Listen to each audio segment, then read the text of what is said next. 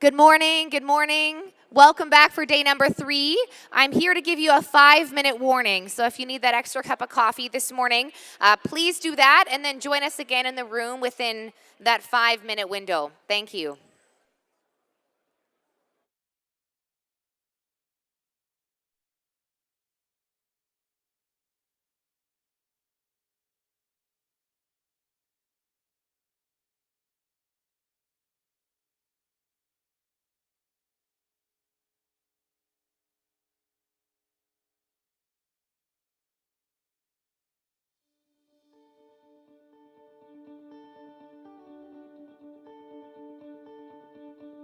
I moved from just north of Toronto, a little town called Beaton, Ontario, and born and raised, and very proud of Beaton. That's where Jimmy Rutherford is from, and Jimmy just was inducted into the Hockey Hall of Fame. I will say I was your usual tomboy, played football and had horses at the time. 2 children, I have a son and daughter. My daughter's in Saskatoon with her 3 girls and her husband. My son and his wife are in Edmonton with 3 children. I really enjoy golf. I enjoy my animals. They're work, but they give me so much pleasure. I think I have to sort of be a Montreal Canadiens fan because my man is that, and if I was anything else, it'd be war. So I guess Montreal Canadiens when it comes to hockey. I've sat on numerous boards, everything from Ronald McDonald House to the Chamber of Commerce to the Prairie Land Board. I've been on the Sask Power Board, SaskTel Board. I think what I love about rural Saskatchewan are really the people. When I moved here many, many years ago, I found the people in Saskatchewan to be very honest people. They still believed in a handshake, that meant something. I was actually asked to serve, and I thought a lot about it, talked to my family, of course, and decided to go for it. I'm a big believer in women getting involved in all levels of government, of course, and taking on other roles as well. As a female on Sarm, I hope, if nothing else, I serve as a bit of a role model for other women to step up and maybe try to get on the Sarm board. We're needed at the table. Treat people the way you want to be treated. It's pretty basic philosophy, but I think it goes a long ways, especially in the climate we're in today. There's something about being able to come outside in the morning, come to my barn, and not have to worry that maybe my hair's not done, or, I might even be in my house coat and it really doesn't matter. The horses don't seem to care. When I can sit on a bale and look out at the land and watch for coyotes and deer, there's nothing better.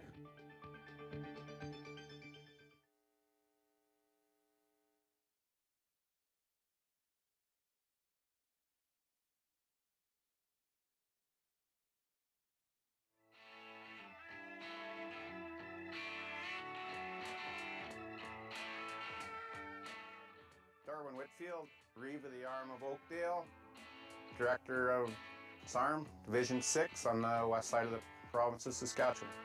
I've been on council for 23 years. Something I've always thought about trying to get involved a little more. So I put my name forth there in March of 2019, and I won the seat. Sarm is a strong voice that can deal with federal issues, provincial issues, and local issues. My wife backed me 100%. She's my rock. My son's got 2 twins, 4 years old. My daughter has got a boy and a girl. I officiate hockey. I'm a referee. Game I enjoy, and I still play a little bit. I believe it's key that municipalities really work with each other. It's important that we make this a strong province, a strong municipality, a strong division. Working with municipalities has been a real benefit. Most people are friendly enough to talk to each other, work with each other. I'm here to listen, get your information to the place that it needs to go to, and to work with the municipalities to get that looked after as best I can. Keep our families here and working. Let's keep growing.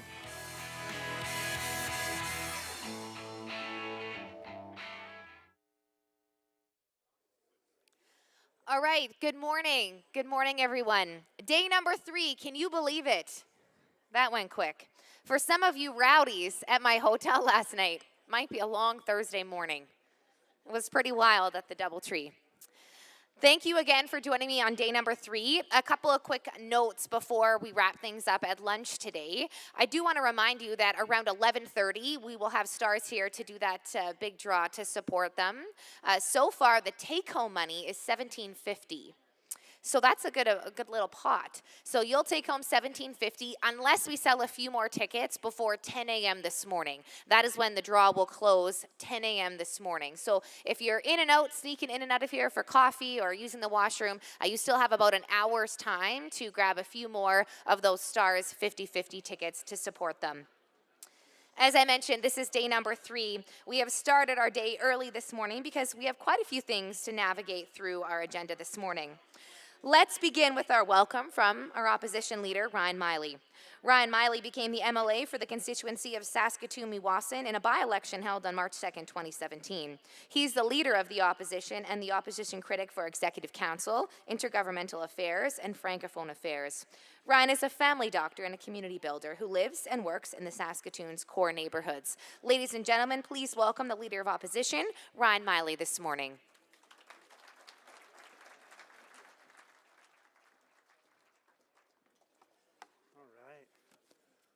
Good morning, folks. Thank you very much for the warm welcome this morning. It is great to see you, and great to see you in person. Thank you, Rusty, for the kind introduction. Thanks to Ray and the board and Bill for inviting me here. Ray, I just want to recognize your incredible record of service on the board since 2004, President, since 2014. You've done so much to support and lead this organization. Can we get a big hand for Ray Orb, folks? And Bill, the entire board of directors, the staff at Sarm, thanks for the opportunity to speak today and for the work you do. As we've met through the years, I've been so impressed by the dedication to serving not just the leaders who come to events like this, but everyone that you represent. And thanks to everyone who's here today for the work that you do, for fighting to make sure that rural residents are not forgotten, are not taken for granted. Because as much as we get wrapped up sometimes in party politics, everyone who serves in a role like this is elected to amplify the voices of the people we represent. It's always an honor, and it's an honor to be in a room with so many people who have stepped up, made that choice to serve. Folks, as you may know, this is one of the last times I'll be addressing a major convention as leader of the opposition. And there's a certain freedom to that. They say when you're a lame duck, you don't have to give a hoot, I guess. So I imagine my colleagues are wondering what liberties I might take up here. I've seen Betty Nippy-Albright, Carla Beck, and Trent Weatherspoon have joined us this morning. Others have been making it through the convention these last few days. It's one of the last times to do this, but it's also the first in a very long time. I was just talking to Bill. I was remembering an awkward moment. I think he's the first person I ever said, oh, I don't want to shake your hand right now. As a politician, that's a hard thing to do. But that was 2 years ago in this house, because it was the first time Sarm had invited the leader of the opposition in years, and I was really excited. What an opportunity to speak to Sarm. But it wasn't an ordinary day. On an ordinary day, I would have started off talking about my own rural roots, talking about growing up on the farm, RM of Rogers, number 133, near Kerval, just north of the Old Wives Lake, where my brother Jim still farms today. I'd have probably joked about how, being bad at hockey and good at breaking machinery, I was soon eyeing getting off the farm and going off to med school. I would have spoken about working as a family dog in towns like Leader, Arcola, Hudson Bay. How frustrating it was to see how decisions made way outside of healthcare, decisions made in the legislature, not in the clinic or the emergency room, were making the biggest difference in my patient's health. And I'd certainly have talked, as I have many times, about how we need to work upstream from healthcare, on jobs, education, housing, if we really want to keep people healthy. You know, my standard political speech, ordinary. But that was no ordinary day. It was March 12th, 2020. The day it hit home that things had changed for all of us. It was the day the WHO declared COVID-19 a pandemic. We had the first confirmed case here in Saskatchewan. Donald Trump banned air travel from Europe. The Premier scrapped his plans for a snap spring election. The Juno Awards were canceled. The NBA season was suspended. Hell, even Tim Hortons canceled Roll Up the Rim. That's a big deal. Things were changing. And it was the first time many of us would talk about things that became ordinary over time. Social distancing, flattening the curve. And in that moment, and in the days and weeks ahead, there was this enhanced sense that we are all in this together. That in the face of such massive disruption, there was a chance to look beyond whatever we think divides us towards a common goal of getting through troubled times with as many of us alive and in good shape as we could. That sense of solidarity, it's been challenged since. We've had missed opportunities and misinformation that have pushed us, sadly, further apart. And I've been very critical of this government's handling of the pandemic. I make no apologies for that. I don't have patience for putting politics ahead of people's health. But I also know that for every one of us, it's been a challenging, confusing, and frustrating 2 years. They say one of the symptoms of COVID, post-COVID, is brain fog. And sometimes I wonder if that's not just the people who got the virus. Maybe it applies to everyone, including me. But thinking back to that moment in this room 2 years ago, there is some clarity through that fog, as it reminds me that there is common ground and common purpose among us when and if we're willing to seek it out. The separation of these last 2 years has made it harder to find that common ground, as we haven't always found ourselves in rooms full of unfamiliar faces. We don't get to do that classic Saskatchewan dance of trying to find out, who you went to school with, who you know from whoever's hometown, the very few degrees of separation between any of us. We have work to do to make those connections again. But hopefully, we now have an even greater appetite to do that work. And I'm so happy we now have the chance to join together in person, that we can shake hands again. Now, I still have my mask. You've seen that. I work every Friday at a clinic in the homeless shelter in Saskatoon. We have outbreaks there. We have immunocompromised patients. I can't risk bringing anything in or out.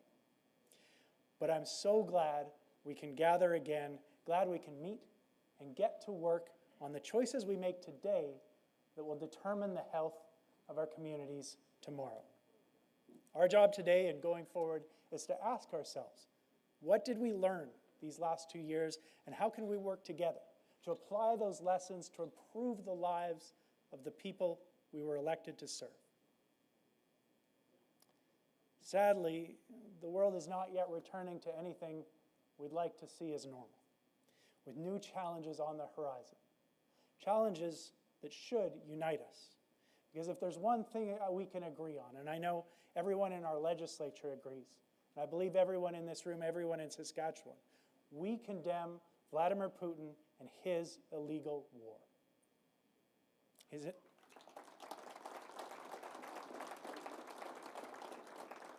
His horrific invasion of the sovereign nation, our friends in Ukraine. We're all horrified to see attacks on hospitals, bombings of a theater filled with children, mass graves, the sorts of things we never thought we'd see. And we are connected to the whole world, but Saskatchewan's connection to Ukraine runs so deep, and it will only get stronger. We strongly support humanitarian and military aid for the war effort and for the welcoming and settlement of refugees from Ukraine here in the prairies. And of course, being at Evraz Place, we're reminded we also need to be serious about stopping the flow of money that's funding Putin's war. We can't accept that a dollar of profit made off the hard labor of workers at Evraz Steel would go to oligarchs like Abramovich who are enabling Putin. Evraz Steel Mill is a crucial strategic industry for Canada, a huge economic driver in Saskatchewan, and an enormous employer here in Regina.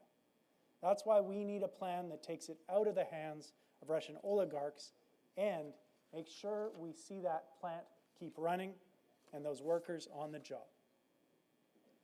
As we prepare for people to join us from worlds away, we also need to make sure, as they're coming to their new home, that we have our house in order. And that starts by listening to you. And that's exactly what our MLAs have been doing. And what have we heard? Well, first off, we hear pride. There's so much that is good about life in rural Saskatchewan. There's a reason people choose to make a life on the farm, in small towns. A life where you know your neighbors and can count on them, that is something pretty special in today's world. And the opportunities in ag, in value added, in homegrown businesses, in mining, in forestry, in tourism, and energy. There are incredible opportunities to make a good living and grow good communities. We also hear real concerns, and our MLAs are listening. Carla Beck, who is seeking the leadership of the NDP, is our municipal affairs critic. I'm sure you've seen her haunting the halls here the last few days, paying close attention to the concerns of Region councillors, and she also comes prepared with an earful from her dad, Ray, who's been a councillor in the RM of Scott for 30 years and does pest control for 5 RMs around her hometown of Lang. Vicki Mowat, our health critic, has been hearing loud and clear that rural health care is a mess. Kenora, Comstock, Radville, Unity, Leader, Bigger, Indian Head, Priestville, Wolseley, Pangman, Carlisle, Central Butte, Broadview, and Porcupine Plain. Every one of those towns has a service disruption right now. Esterhazy, that serves 3 huge potash mines, has no emergency services right now. And with a drop of 11% in the number of family doctors practicing in rural Saskatchewan in the last 3 years, there are countless other communities where you can't get care when you need it, or you can't get an ambulance in an emergency. Or if you do, you get a great big bill for the trip that wouldn't come to someone seeking the same care in the city. The drive for universal public health care came from rural Saskatchewan. We need to recommit to that promise that whoever you are, wherever you are, health care is there when you need it. And we got Matt Love, our critic for seniors, who's listening to the need for better care for our parents and grandparents. With the pandemic exposing so clearly how vulnerable the elderly are in our province, we need to make sure that the people who built our homes, built our communities, can age close to home in comfort, safety, and dignity. And as our education critic and someone who got his start teaching out in Rostern, Matt also knows there's no one-size-fits-all approach to fixing the major challenges facing our schools today. We need to work directly with parents, with school boards, with teachers, to give our kids the world-class education they deserve. We also know that the soaring gas and grocery prices hit rural families even harder. The folks you represent, they don't have a choice. Driving, for work, for kids' activities, for day-to-day supplies, it's just a part of life. We need real relief at the pump to make life more affordable, and as Alina Young, our critic for Sask Power, has made very clear, now is not the time to be hiking power rates again. And whether it's for safety or school, precision ag, or online marketing, we know being connected is no longer a luxury. It's an essential service.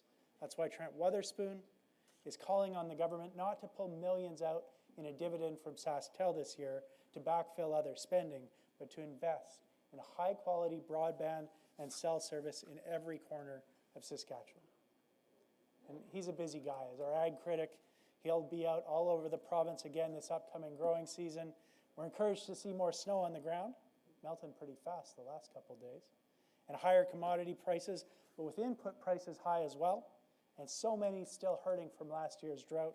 He'll be connecting with producers to make sure the province steps up to fix risk management programs so that they work for the realities farmers and ranchers face today. And of course, he'll be calling for the need for greater investments in our highways, the roads that connect us to each other, connect our communities, and connect us as an export province to the world. Erica Ritchie, as critic for environment, is working hard to support landowners affected by draining issues. Jennifer Bose, as labor critic, is fighting for good wages at a time when so many people are having a hard time making it to the end of the month. Betty Nippy Albright is here with us today.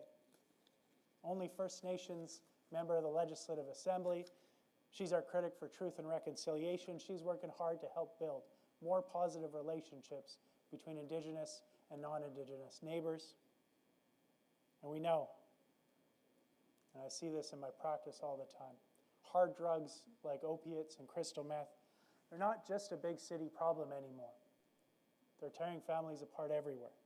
And that's why Doyle Vermette, our critic for mental health and addictions, will continue to push for better quality, accessible addictions treatment. Mira Conway, as our critic for childcare and early learning, is speaking with parents and childcare providers about the need for new spaces. And we know in rural Saskatchewan it's so hard for families to find childcare. She's also working hard as social services critic, advocating for a real plan to address poverty and homelessness in Saskatchewan. No one should be homeless in a province as wealthy as ours. We can do better. And Justice critic Nicole Sarm, along with paying close attention to issues of rural crime and policing, wrote this week to the Minister of Public Safety, calling on the federal government to cover the back pay for RCMP members rather than stick municipalities with a bill they simply can't afford. That's our team. The things we're working on, they're coming from you. But it's a pretty impressive team. New Democrats, we're not unaware that we don't have any rural seats right now. We've clued into that. But that does not mean that we are not listening. It does not mean we don't care. We are here to serve the people of every corner of this province. Every person in our caucus, just like every Reeve and every councillor in this room, we all ran for office because we all share a common goal, hope for a brighter future. And at the end of the day, as cynical or frustrated as we might be at times, every elected leader in this province is an optimist at heart. We all believe that change is possible. We believe in opportunity because there is no greater freedom than opportunity. Opportunity to see our communities thrive, opportunity to grow and work and live out our golden years in the communities that raised us, opportunity to access healthcare when you need it, no matter where you live, to build, to create good-paying jobs that pay the bills and put food on the table. Opportunity to offer our kids and grandkids a brighter start in life. Opportunity for a truly healthy future for ourselves and for our neighbors. Our NDP team, your official opposition, is here to work with you and make sure rural Saskatchewan isn't taken for granted. Make sure those opportunities, those hopes and those dreams become a reality.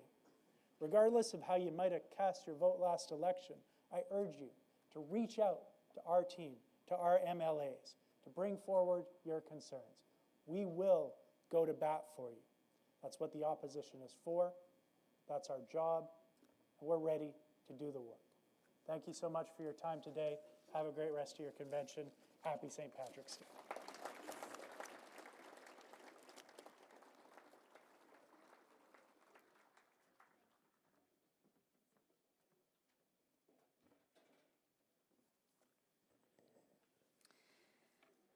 All right, well, we're 20 after 9 now, so there's still 40 minutes or so. No one's going to turn you away if you want to continue to donate and support that Stars 50/50 before they arrive for the draw at 11:30. Also, I will remind you that the bitter end draw is coming, so the name is self-explanatory. You stick it out to the bitter end. Just for being here, we'll make a draw as well, and not to mention the Sarm Challenge, too. If you've been participating on the convention app, that will happen before lunch as well. At this time, I would like to direct your attention to the screens for a short video about Sarm's Clearing the Path initiative. This initiative that has been managed by Sarm since 2007 is really neat. The Clearing the Path corridor system was developed to improve the economic development in rural communities by providing primary weight access to a network of corridors. You'll learn more about this as the video plays. Again, please draw your attention to the screens beside me.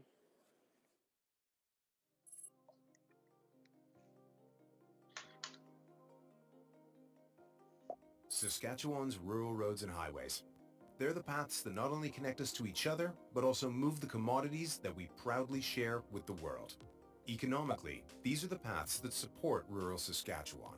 That's why Sarm, together with the Ministry of Highways, supports programs like Clearing the Path, a network of roadways designed to move Saskatchewan's commodities and industries at primary weights. Rather than constructing new roads, Clearing the Path focuses on supporting the increased costs associated with maintaining roadways at primary weights, while also serving the needs of provincial economic generators like forestry, intensive agriculture, and oil and gas. Clearing the Path eligibility requirements include factors such as the ability of the roadway to carry primary weight, its truck traffic counts, the proximity of the roadway to other primary weight roads, and, equally important, the current strategic value of a road in relation to the major economic drivers of the entire province. Like all grant programs, funding is at the core of Clearing the Path's long-term success. However, funding is limited, therefore the program needs to be dynamic. This means regularly reallocating funds, which is done to support the integration of rural roads with major economic drivers and the provincial transportation network. Dynamic, responsive, forward-thinking. Learn more about Clearing the Path at sarm.ca.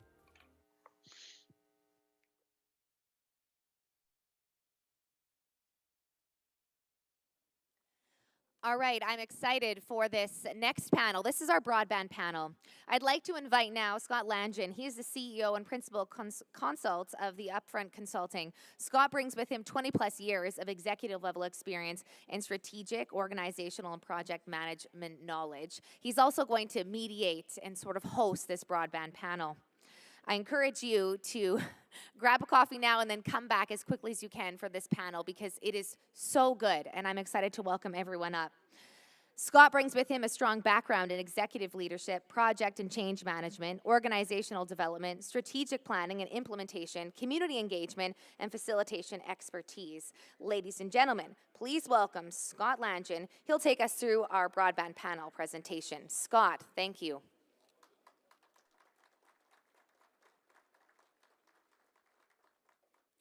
If you can just give us a moment in the crowd here, it'll be about a minute to get everyone sort of set up and their mics ready.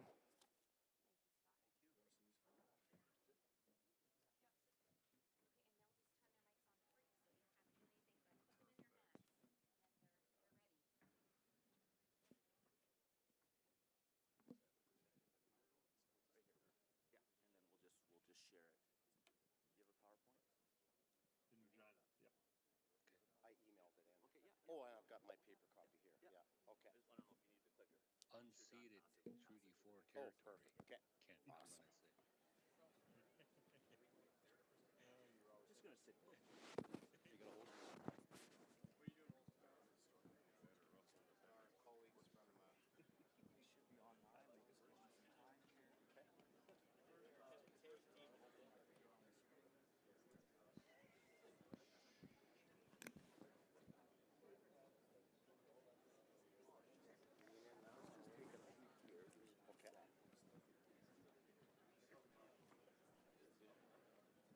So you know, Ken. Good morning, everyone. Good morning, everyone. There we go. Perfect. Yeah, you can hear me okay? Morning, everyone. We've got two of our colleagues are joining us virtually, so we're just going to make sure. Oh, they have joined us. Fantastic. I think we're good to go. Thank you all for joining us this morning. I'm glad today is St. Paddy's Day and not last night. It might have been a thinner crowd. My name is Scott Langin with Upfront Consulting. A number of you are very, very aware of broadband issues, the internet connectivity. Just the last couple of days I was in the RM of Lake Lenore and St. Brew, urban municipality and rural, and the issue is very real. I've had the pleasure to work with Access, SaskTel, Jean-Marc, with SUMA, Jay Meyer, the Chamber of Commerce over the last number of years on this issue. I noted in your report that it's page 8. This is pretty critical issue. So I guess with that, I was asked to facilitate today. We've got a pretty full agenda, so I'm just going to walk you through that agenda. I'm not sure if it's up yet or not, the PowerPoint.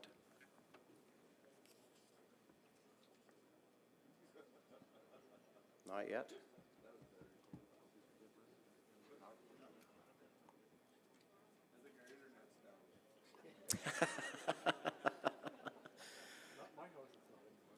I'll keep going anyway, because I know time is tight here this morning. There we go. So to my left, everyone knows Jay Meyer, Executive Director of Sarm. I'm going to hand it over to him in a couple of seconds to bring some opening comments for us. We've got Daryl Godfrey with us from SaskTel. That'll is also part of the presentation. Following Daryl, we've invited Jean-Marc Nadeau from SUMA, CEO with SUMA, to join us. Online, we have Ken Coates. Ken is a research chair at the U of S, and broadband innovation is his area of expertise, and he's presented to the committee. We've got Wade Peterson with Access Communication, that's going to follow him. And then closing off, we've got Milton Tatusis. Milton is with the Saskatoon Regional Economic Development Authority. My hope is that we've got 10-15 minutes left to open up the mics for Q&A. We've got a pretty diverse panel in person as well as virtually, so any question is fair game. And with that, I'm going to hand it over to Jay to open us up. Thank you, Scott, and good morning, everybody. Last morning at convention, we get into division meetings, and then everybody can go home. Hope you had a good couple of nights. I'm hearing that a lot of people were happy to be together again, as am I. But reliable rural broadband in rural municipalities has definitely been a priority of Sarm since the early 2000s. Over this period of time, Sarm has, with many different ministers, both federally and provincially, submitted over a decade of pre-budget consultation submissions, appeared before House of Commons committees, and most recently met with the Minister of Rural Development in Canada here with Goody Hutchins, voicing our concerns of our province falling behind when it comes down to broadband reliability. It did not take the pandemic to identify these challenges with reliable rural broadband in our province, but definitely since the pandemic, it sure has shown how this service is essential, whether that's because of the virtual meetings we've been going through, or definitely online learning with our kids and universities. Getting out of the pandemic for a province, for our province and municipalities to compete, it's critical we have this reliable broadband.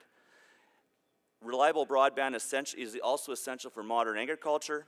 Innovation in agriculture has improved the inefficiencies of farms and ranches in our province.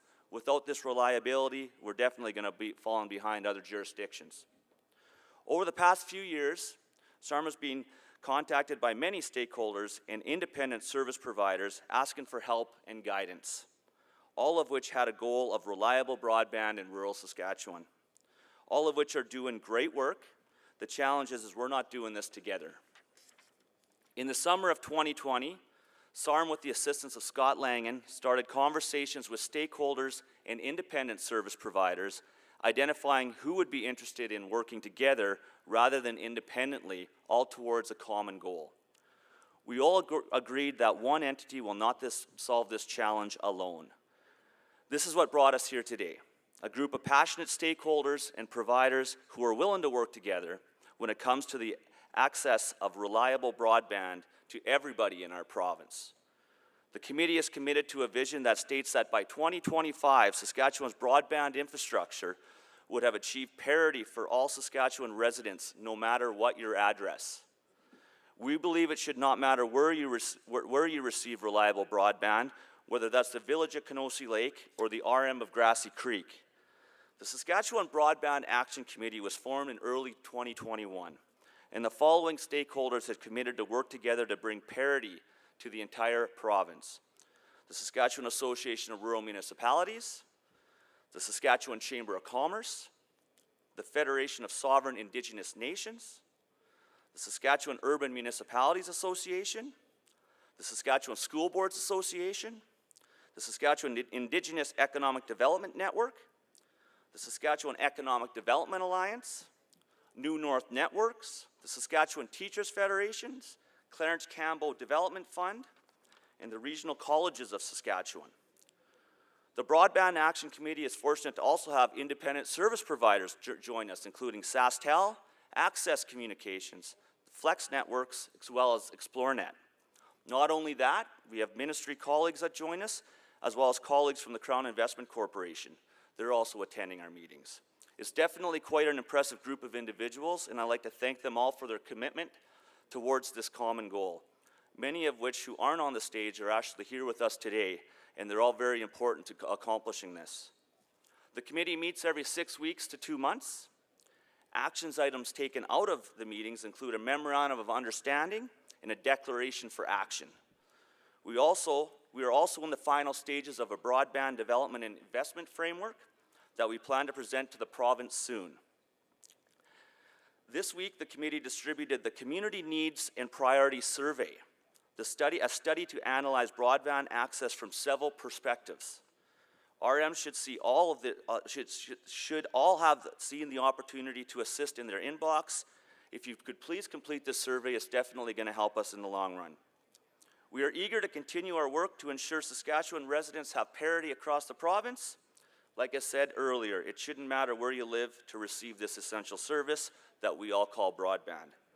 I'm excited to have a few of our colleagues today around the Action Committee table join us to speak about the importance of reliable broadband, and I look forward to our conversation, so thank you very much.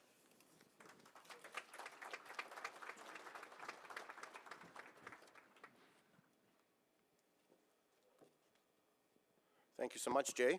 Actually, this is the first time we've all met in person since the committee is formed and formulated. It's all been online and Zoom meetings and team meetings and stuff, so it's kind of nice to meet in person. And like Jay said, yeah, there's roughly 12 provincial organizations involved, 6 to 7 service providers. The province has been involved right from the beginning. One correction, Jay mentioned the broadband survey that it is going out next week, and so you can expect a copy of that to arrive in your email basket shortly. And that's another opportunity to hear from RMs and urban municipalities and the colleges and First Nations throughout the province. With that, I'd like to now ask Daryl Godfrey to come forward on behalf of SaskTel. Just as Daryl's getting ready, I'd also like to just point out Greg from SaskTel. They've been very involved right from the beginning and at the table and super helpful. So thank you, Greg, and pass it over to you, Daryl. Thanks very much. As mentioned, I'm Daryl Godfrey. I'm SaskTel's Chief Technology Officer, and I'm really pleased to be here to discuss the work we're doing to bring world-class broadband services to our customers across the province. As you'll see from my presentation, our plan to connect Saskatchewan focuses on 2 critical areas, those being investment and collaboration. So I'll get right into it. Okay. So I'll start with investment. So I'm sure it will come as no surprise to anyone here when I say that our networks are by far the largest in the province, bringing wireless and wired connectivity to more homes and businesses than any other provider. We've managed to achieve this position by making massive investments in the expansion and enhancements of our networks, which is something we will continue to do to ensure that our customers have access to advanced broadband technologies that they need to compete and succeed in the digital world. So first, our rural fiber initiative. One project we're heavily investing in is this rural fiber initiative. Through this initiative, we're planning to invest about $100 million to bring fiber-powered broadband services, known as our Infinet service, to approximately 60,000 residents and businesses in 45 smaller communities by the end of 2023. So a very large investment there. Once we've upgraded our community to Infinet, our customers will be able to enjoy internet speeds of up to 1 gigabit per second. And as the supporting technologies continue to advance, we'll be able to increase those speeds as our customers demand higher speeds. But the good thing about fiber is it's really, once that's in the ground, you pretty much don't have to go back there for 35 years because it lasts for a very long time. We've got some fiber that we put in the province in the 1970s that's still working. So out in rural Saskatchewan. So it does last a long time. You probably have to periodically enhance the electronics on the ends of it, but basically it's got almost infinite speed capabilities. So we'll be able to keep on increasing those speeds as our customers demand it. It's also worth mentioning that once we're done the 4 phases of this initiative, we estimate that approximately 3 out of every 4 homes and businesses in the province will have access to our Infinet network. So that's about 75%, which is pretty good. It's not good enough, and we know we need to go further, but we've made significant progress. On the 5G front, the wireless front, we have last year our board and our shareholder approved a $500 million program to upgrade our entire wireless network to 5G. So with 5G, we'll be able to offer significantly higher speeds, which will provide a nice benefit for our mobile customers, but more importantly, the transition to 5G will allow us to offer significantly faster broadband speeds to customers living in smaller rural communities, farms, acreages, and Indigenous communities that we can't reach with fiber. So next is the collaboration front, our other critical initiative here on the broadband front. So another thing we're focusing on is collaboration here. So we have our Rural Broadband Partnership Program. And through this program, we're actively looking to partner with other providers to bring broadband service that meets or exceeds the CRTC's 50/10 benchmark to underserved areas of the province that we can't serve ourselves in a sustainable way or quickly enough. Since officially launching the program this past September, we've signed agreements with Wood River Controls, Living Sky Internet, and H&K Rural Networks, and have already completed 5 projects with another 5 in the works. It's also worth mentioning that we're actively seeking partners that will be able to bring fiber broadband service to communities or rural areas through this program as well. So we're continuing to try and expand that. On the federal funding front, you may have heard that the federal government is making funds available for broadband as well. They've got, the federal government's announced up to about $2.5 billion to support projects that will improve broadband service in underserved areas. We have about a dozen applications that we've submitted over the last number of years. We're still waiting for word on whether those will be successful or not, but we're hoping that some of those will, because again, there's about a dozen projects out there that would bring service to some very hard to get to communities. We also have our community participation program. It's been around since 2013. In that time, the program has been utilized by over 30 communities in the province to bring improved broadband services to the residents of those communities. If you don't know about it, through the program, if there's an area that is not economically viable for us to build, the community can then make up the difference, and we will then partner with them to bring broadband services to those residents that we wouldn't normally be able to get to in another way. So just a bit on the future of broadband as SaskTel sees it. Today we can deliver broadband speeds that meet or exceed the 50/10 benchmark in about 86% of the homes in the province. Looking to the future, we want to grow that to about 95%. And again, we know that this is, it won't be complete until 100% of people have it, but we're making significant progress. In order to achieve these numbers, we estimate that we'll have to expand our fiber network to about 80% of the homes in the province, while about 9% of homes will probably rely on a fixed 5G service that we will be developing. From there, we expect other providers and technologies can fill in the remaining gaps, we hope. And plus, our DSL network is still out there and will probably be there for years to come as well. So that's our plan, and that's it for me.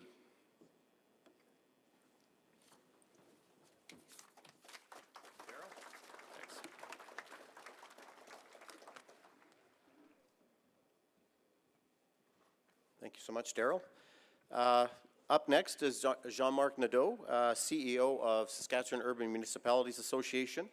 As Jean makes his way up, I would like to thank him as well. Right from the beginning, he's been a partner and huge supporter and very much involved in this initiative. Jean-Marc. Thank you, Scott. Thank you and good morning, everyone. President Orb and Jay, thank you for the opportunity to address your convention. I would like to begin by acknowledging that I was born and raised in the unceded territory of the Kenyan Kaha, the homeland of Mohawk people, and that I'm speaking to you from Treaty 4 territory in the homeland of the Métis Nation. I wish to pay my respects to the First Nations and the Métis ancestors of both these territories. Personally, I hate to waste a good opportunity. And we can learn from them, or better yet, we adjust our approach. But we should not simply maintain a status quo. And that's what this committee has brought for me. It's an opportunity to change and improve the broadband situation in our province. These past 2 years of the pandemic has given us an opportunity to meet the needs of the future for our communities. What do I mean by that? Well, the rollout and expansion of broadband has always been on the horizon. That was inevitable. We heard from SaskTel and others of how they're seeing the future. However, the pandemic has simply sped that up, and that need is critical today. The SUMA Board of Directors has been very supportive of the APAS study on broadband challenges in Saskatchewan, namely the Rural Connectivity Task Force. I want to take this opportunity to commend the work of APAS on identifying the issues and, more importantly, solutions to this incredible challenge in Saskatchewan. I also want to acknowledge the leadership of Sarm on this file. No doubt that collaboration around the table is crucial to the success of broadband expansion, but it was the work of Jay and the Sarm Board of Directors that brought all the partners around the table, and you should be commended for that. From an urban municipal sector's perspective, there are several challenges with the current broadband expansion strategy, which is more or less driven by the private sector. It's simply not rolling fast enough in our view. Just to put it plainly, I see broadband as the latest utility. And with all the other utilities of the past, such as electricity and telephone, this rollout requires significant investments from our partners at the federal and provincial levels. The federal government introduced the Universal Broadband Fund, as my previous colleague spoke to. That's fantastic. However, that formula used by the federal government does not really work well in Saskatchewan. Our geography is such that the formula composition is actually a detriment to our province. So as part of our advocacy, we need to convince the federal government to address this significant challenge so that more projects can be rolled out in the province. This issue was actually raised with Minister LeBlanc's office earlier this week by my team, and we will continue to advocate on this issue. As I mentioned earlier, we need strong partnerships between all levels of government, including the municipal sector. Premier Moe's government has, and rightly so, identified economic development as the most important strategy to work us out of the pandemic. I can't agree more. We've seen and experienced firsthand how remote work is possible in this province. What does that mean for your communities? I could have a colleague at SUMA who lives in Estevan work for us. And that's what I mean. Remote work is an important piece of our economic development. But wait a minute. I do have somebody who works and live in Estevan and works for SUMA. Actually, I have colleagues that live in Moose Jaw. I have colleagues that live in Pilot Butte, Vibank as well. My colleagues come to Regina twice a week, but otherwise work from home where they buy groceries, they buy their gas, they shop in Estevan, Moose Jaw, and other places. They pay their taxes to their communities. Their spouses often have work in the remote community, but SUMA benefit from their skills and abilities. That's the power of broadband from an economic development perspective. That's one family for which a smaller community continues to benefit from. We need broadband expansion. We need it now. If anything, for economic development reasons. And I didn't even go into education, advanced ed, healthcare, farming. I was only given 4 minutes to speak this morning, so I didn't really have time to go into a lot of that. But together, along with the private sector, we can work on this tremendous opportunity and bring success to Saskatchewan. Thank you.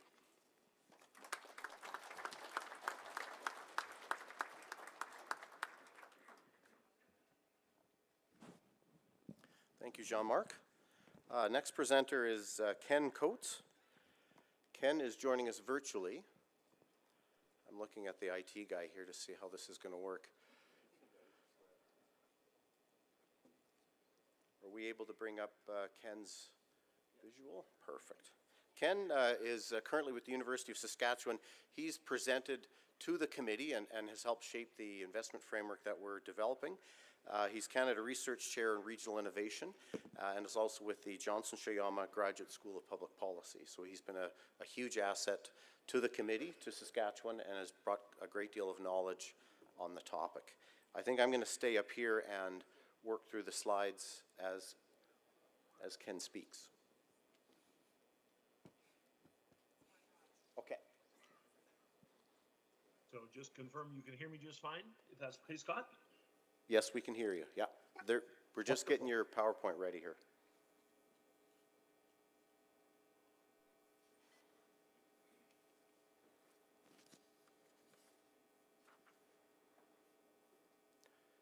I thought in this instance I would tell a few jokes, but my wife said I'm not funny, so I'm just gonna hang out.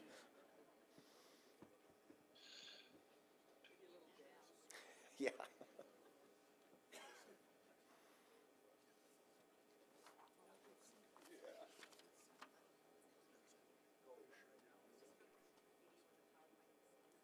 I can go ahead without my slides, Scott, if you'd like. Yeah, we can hear you, so I think if we queued up the slides, we could have your audio and do the slides at the same time. Okay. Perfect. Okay, where you go, Ken. It's all you. Okay, I can't see the slides, so I'll just keep going, and I thank you very much for the chance to speak to you today. I wish we could be there in person, and you must be all enjoying the fact you can get in a single room for the first time in a couple of years. So my topic is really quick. I'm doing it very quick, very high level, give you some ideas to think about. Describe this as the wrong side of the digital divide, threats and opportunities in the world of high throughput networks. And you contemplate the world. I'm not going to go over stuff people have already talked about. Essentially, we're moving in a time of fast-changing technologies. We have never seen a time when technology has changed as quickly as we're seeing sort of right now. We have expanding network opportunities, wonderful presentation from SaskTel of the great work that they're doing. But we also have a whole bunch of other measures. Starlink, ExploreNet's been there for a long time. We're seeing Telesat coming in a major way. Some really, really interesting sort of options. We're also seeing sort of a change between sort of government and private sector alternatives. It isn't all up to the government, it isn't all up to the private sector. We're seeing a balancing of these sort of processes going forward. We've got some big issues, though. The big issues is actually serving community needs and interests. Technology, and I'm going to make the case here, technology is only the starting point. And basically what it does is technology gets you to the starting blocks. But the race is actually 100 yards down the line. The finishing line is 100 yards down the line. And everybody else is actually about 50 yards ahead of you. So for rural areas, you're joining a race late. You're only getting the technology now. Recognize that in Canada and in Saskatchewan, we have some huge sort of ethnic and geographic inequalities. Indigenous communities, Métis communities, First Nations communities are way behind. And the numbers are really interesting. Across Canada, 12% of people, Indigenous people, who have access to the internet are not connected up to it. It's in their community, it's in their city, it's way higher in rural areas. So even when you get the connectivity there, you're only partway down the line. Rural areas suffer enormously from this process. So what are the challenges when you look at rural and Indigenous internet capabilities? Number one, remember that the rural areas in Canada are very much in transition. We're seeing a mass migration toward the big cities. You have problems with connectivity and reliability. You have problems with affordability. When these wonderful companies get the technology out there, people who are economically disadvantaged have trouble actually paying for it. And here's the problem that we don't pay much attention to. You can have internet capability, but what do you do if people can't afford the devices? They haven't got an iPad, they haven't got a desktop computer, they haven't got a laptop, et cetera, et cetera. We also suffer from a real problem of the absence of localized services and content. And once you get the rural material up there, you're really getting urban and international content much more than you're actually getting localized content. Some communities are pretty good with things like Facebook. Some communities are getting websites up and things of that sort, but it's a real problem. And the next one is a really interesting challenge. In rural areas, it's really hard to get technical support. It's hard to get the professional assistance. You can go online and you can phone somebody, and if you can get through to them, you can actually get some technical assistance. But actually, I live in Saskatoon, and if something goes wrong with my computer, I can phone somebody, and the same day somebody will come out and fix it. If you're in a small community, it's not as simple as that. In fact, it's very, very difficult. So when you start thinking about the other side of digital connectivity, this is really interesting ideas. Very much, we have this build it and they will come idea, that as soon as you build the technology and everything will sort of be okay. But realize that there's some other implications. Social media is accelerating the sort of what I call the politics of smallness. Politics in rural community are very intense. Social media makes it even more disruptive. We've seen this in First Nation politics, where social media has been really upsetting a lot of the local situations. When you have high-speed internet capabilities in the region, local businesses tend to suffer. Now you have better access to sort of retail dealers that are national or international in line. Online education, we got all excited about during the pandemic. We did discover what you can do with online education. We also discovered what you can't do. And in fact, there's some hugely serious problems, particularly in overcrowded homes, people who do not have access to not just the servers, but also to the technology. We have the business of the transformation of the world of work. Again, the pandemic gave us a real test of this. Yes, you can work from home, but it also means that people can compete with you from a long ways away. So if somebody can actually live in Estevan, they can also live in Calgary. And if somebody can live in Calgary, they can also live in Vancouver. And if they want to live there, they can live in the Yukon. So yes, it is a wonderful transformation, but the destruction of geographic boundaries is not necessarily going to mean people can work in small towns. So I would urge you very much to sort of avoid what I describe as the digital euphoria, the build it and they will come, field of dreams kind of an idea. Once the technology is available, the hard work begins, and communities have to be ready for it. The community members have to be sort of encouraged encouraged to use it. And I'll end with this sort of proposition. I think as you think of where we're going to go, we're missing one thing. Essential, just pass this one, please. This is an interesting one. We'll talk about it another time. Go on to the next screen, please. So here's the interesting sort of question. We're sort of trying to build a building, in this case, a digital building, without actually having any plans. So our technology folks are wonderful, and they're doing really, really good things. But we don't know what's actually going on in terms of the long-range plan.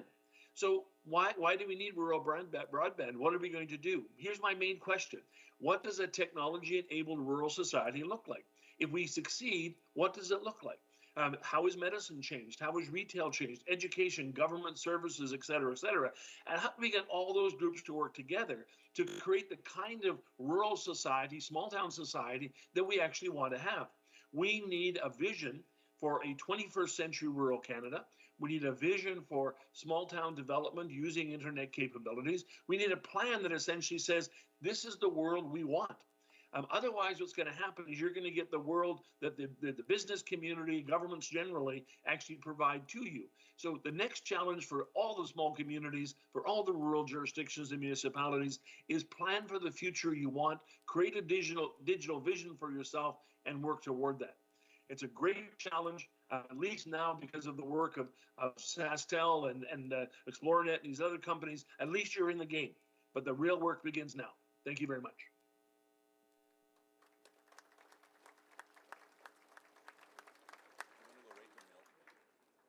Thank you, Ken. That worked really, really well.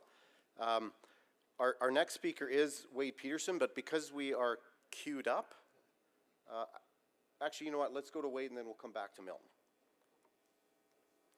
And again, hats off to Wade. He's been very, very involved, much like Greg has in SaskTel. Access has been at the table and very helpful, knowledgeable as we move forward. Thank you. Morning, everybody. Can't believe nobody said Happy St. Paddy's Day. I know the crowd's not too wild, so they're not serving Guinness for breakfast. So anyways, I'm Wade Peterson, Access Communications. There may be individuals in this room that don't know a lot about Access Communications.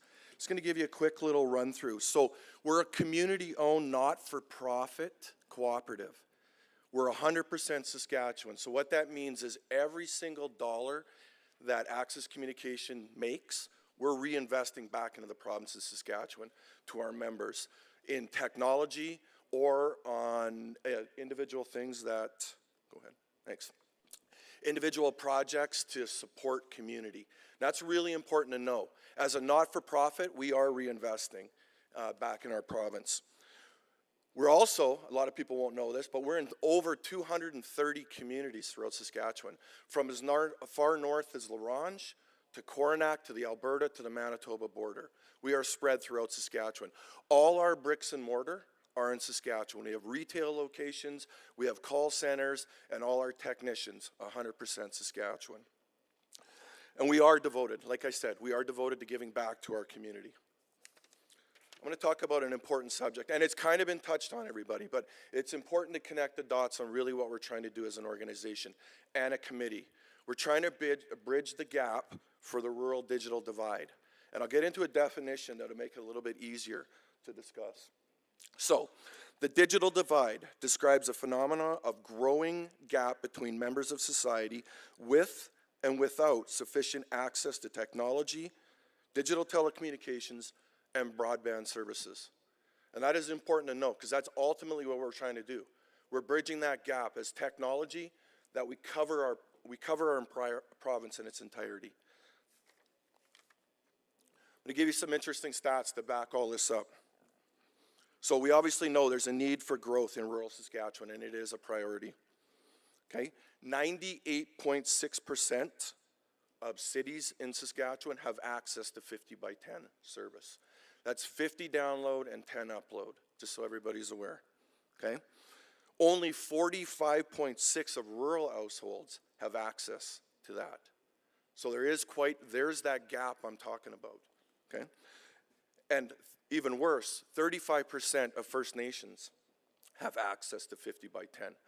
So there is definitely a lot of work to do. And I can tell you what Access Communications is doing about that. So in 2014, we made a sea change. We focused, obviously, for a long time. Being around for 44 years, we focused on our urban centers. Okay? In 2014, we redirected our focus into rural, sorry. And in 2014, we bought a little company called Little Loon Wireless. That got us into the wireless business. And that's how we spread out. It's right down Highway 16.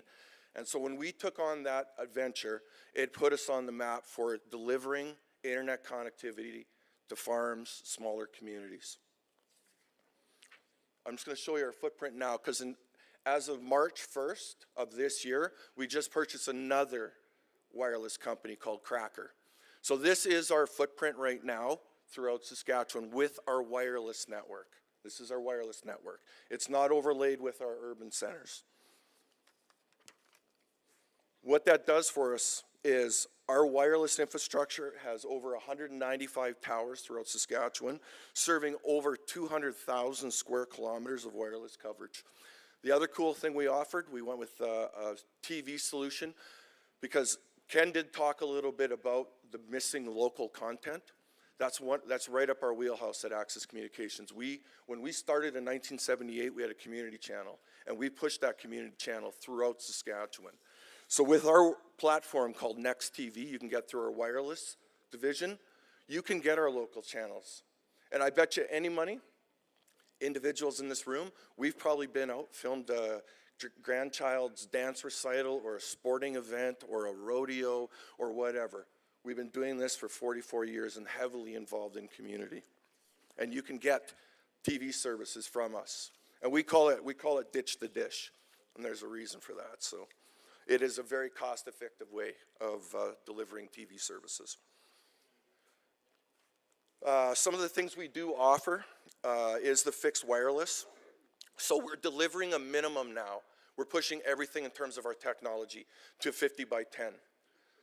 With our new acquisition with Cracker, we do have 100 by 25 service now. So we are pushing the envelope to get higher and higher connectivity. And I can put it in perspective. All of you in this room, essentially, you're most likely, if you're on a farm, you're running a business. And try running a business with limited access to internet. It's extremely tough. We call it the Internet of Things. The average right now per household in Canada is 17 devices attached. 17 devices per household. So that's how much it is currently right now. To be able to supply that technology to run all of that, for all of you that have kids at home that got sent when the pandemic hit and trying to get them on the internet while you're trying to work from home as well with limited connectivity, I guarantee everybody's pulling their hair out. So we understand these frustrations and we understand what we need to do to get everybody connected. Let's talk next steps here for a second. Oh, you got this. No, we're missing the last, doesn't matter. I'm going into next steps. Ultimately, there has been a lot of discussion here, and the discussion has been about partnerships. There has to be partnerships. No sector is going to be able to solve this issue. By bringing public and private together, it's going to be the fastest way to expedite the mandate. And the mandate is that all Canadians have access to 50 by 10 by 2024. Now, this is fundamentally flawed by the federal government. And the reason why I say this is there's unfair, the Universal Broadband Fund was unfair for Saskatchewan. They base it on population. Most of the funding has gone to Quebec and Ontario. We as an organization, we have been lucky. We have been supplied funding. So we've just completed projects in Shaunavon, and we're now heading to Macklin to supply internet. Okay, and that's a 450 megahertz system. So they're getting way above the minimum 50 by 10. But ultimately, the way the federal government has designed it for Saskatchewan to even qualify for funding is extremely difficult. And that's why when Daryl said they have 12 projects on the go and they haven't heard anything, they are making it very difficult. So advocacy is huge. So the organization, your organization, obviously has a huge voice in Saskatchewan. And the fact that Jay and the rest of the group have brought a broadband committee together to discuss this, that is definitely a step in the right direction, because ultimately we are not going to solve this without 100% partnerships. Thank you.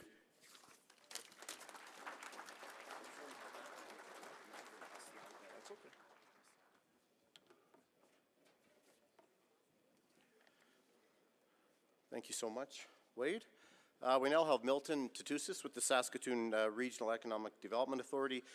Milton has been pretty active on our committee. He is also a Board of Directors member for the Saskatchewan Indigenous Economic Development Network. Milton, I'll hand it over to you. We can see you perfectly. Okay. Thank you, Scott, and Danse, Scott Naga, Kion Temtik. Welcome to the unceded Treaty 4 territory. I'm dialing in from unceded Treaty 6 territory and homeland of the Métis. I don't want to spend a lot of time reiterating what's already been mentioned, but I just want to start by saying that when I got involved with this Broadband Action Committee and started hearing all the data and challenges, it reminded me of, as a kid growing up on the Poundmaker Indian Reserve in the 70s, of electrification, basic sewer, and telecommunications infrastructure delays on our First Nations reserves. And that was in the 70s and 80s. So we were behind then in terms of that basic infrastructure.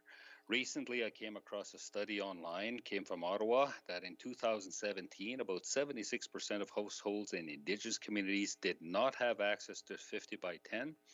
And in 2019, only 34% of First Nations had access versus 98% of urban households and 45% of rural households. And the impacts have been described already, and the challenges that poses to the community. Numerous programs have been announced lately. I won't get into those at this point. I also want to reiterate some more statistics that I picked up and learned from a good friend of mine, Dr. Miley, who's a Harvard University scholar. And he said the studies, research they're doing in the USA is similar to what's happening here in Canada in terms of the accessibility to broadband technology for tribal nations. He said that in the USA, there's about 98% of the population have access, while on most Indian reserves, or reservations as they call them in the US, are about between 50 to 80%. So it varies from nation to nation, and geography has a lot to play with it. He also said that in Canada, according to his research, Canada is at about 87% penetration when compared to First Nations that are at about 35%. So access matters. And broadband, like as mentioned earlier by a previous speaker, is like the new electricity. It's like water, and it's like waste management. There have been a few attempts by Indigenous entities to get into this game. I remember years ago, File Hills Internet, likely due to lack of capitalization and real partnerships, as mentioned by previous speakers, was probably part of the problem. They had a good idea, but somehow it didn't succeed. Presently, we have a few Indigenous communities getting into the game.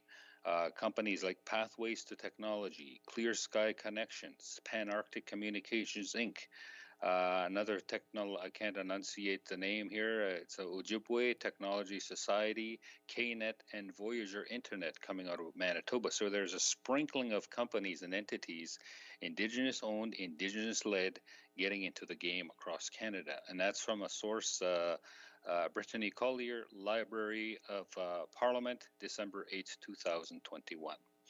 I want to emphasize, as the other speakers have mentioned, that this is urgent and very, very important because the Indigenous population is growing at 2 times the general population. That's based on census data. We're very young. Our Indigenous population, by and large, is in the 30 age range, if you will, so much younger than the rest of Saskatchewan, and particularly rural Saskatchewan. So I want to close by saying that this reminds me of the discussion my ancestors had, and one of my great-great-great-grandfathers was Chief Poundmaker, and when they entered into treaty with the newcomers over a century ago, they understood that the agreement they were making in exchange for sharing over 121,000 square miles of land and resources in Treaty 6 territory alone, Treaty 4 is equivalent, that there was a treaty promise for a good livelihood, and that includes inclusion in the information age, as we missed out on the Industrial Revolution and Agricultural Revolution. If we can find strategies for subsidies, big corporate bailouts, forgivable loans, third world aid and war measures funding, we certainly should be able to find the money and not leave the Indigenous population further behind. My ancestors agreed to share the land and its abundant resources. We got left out of the progress plan systematically over the past century plus. Let us not repeat the mistakes of the past as we move forward in partnership. In our language, in closing, we have these values that have been around for centuries, and others spoke to it. In my language, in my culture, it's Mamo Wichitotan. Let us work together. Let us help each other. We need to work together in unison. If we do that, we'll have Miwi Chetu in more unity, and in the spirit of treaty, a Miu Bimachisuin. And that was in reference to the ability and responsibility to take care of oneself, but to work together.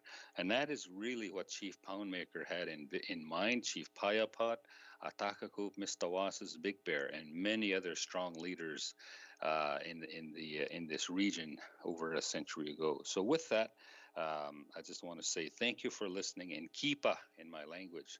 We need to hurry up, as this is about Miu Bematsuin, a good life and a good livelihood for all. Thank you. Ai hai kinanaskum tanawao.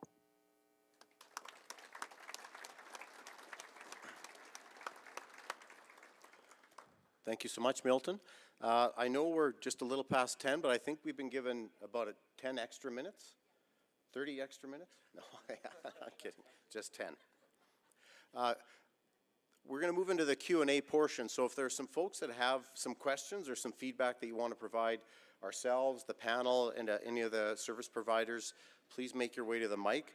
I did want to make a plug. I see my PowerPoint's down. That's okay. I just want to flag for everyone the Saskatchewan Economic Development Alliance. If you could move us back to that slide. Oh, there we go. Perfect. They have a Connect to Saskatchewan program. So for anyone looking to begin to plan at the boots on the ground local level, please reach out to CEDA. Verona Thibault has been very involved in this committee. She's unable to join us today. And they've also partnered, I believe, with the Canada Digital Adoption Program. So there are some grant funding dollars that are supposed to be available. So just wanted to make that quick plug for CEDA.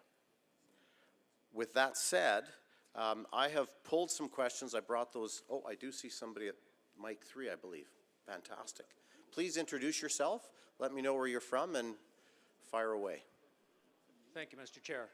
Norm Hall, RM 307. Got a number of questions, couple statements.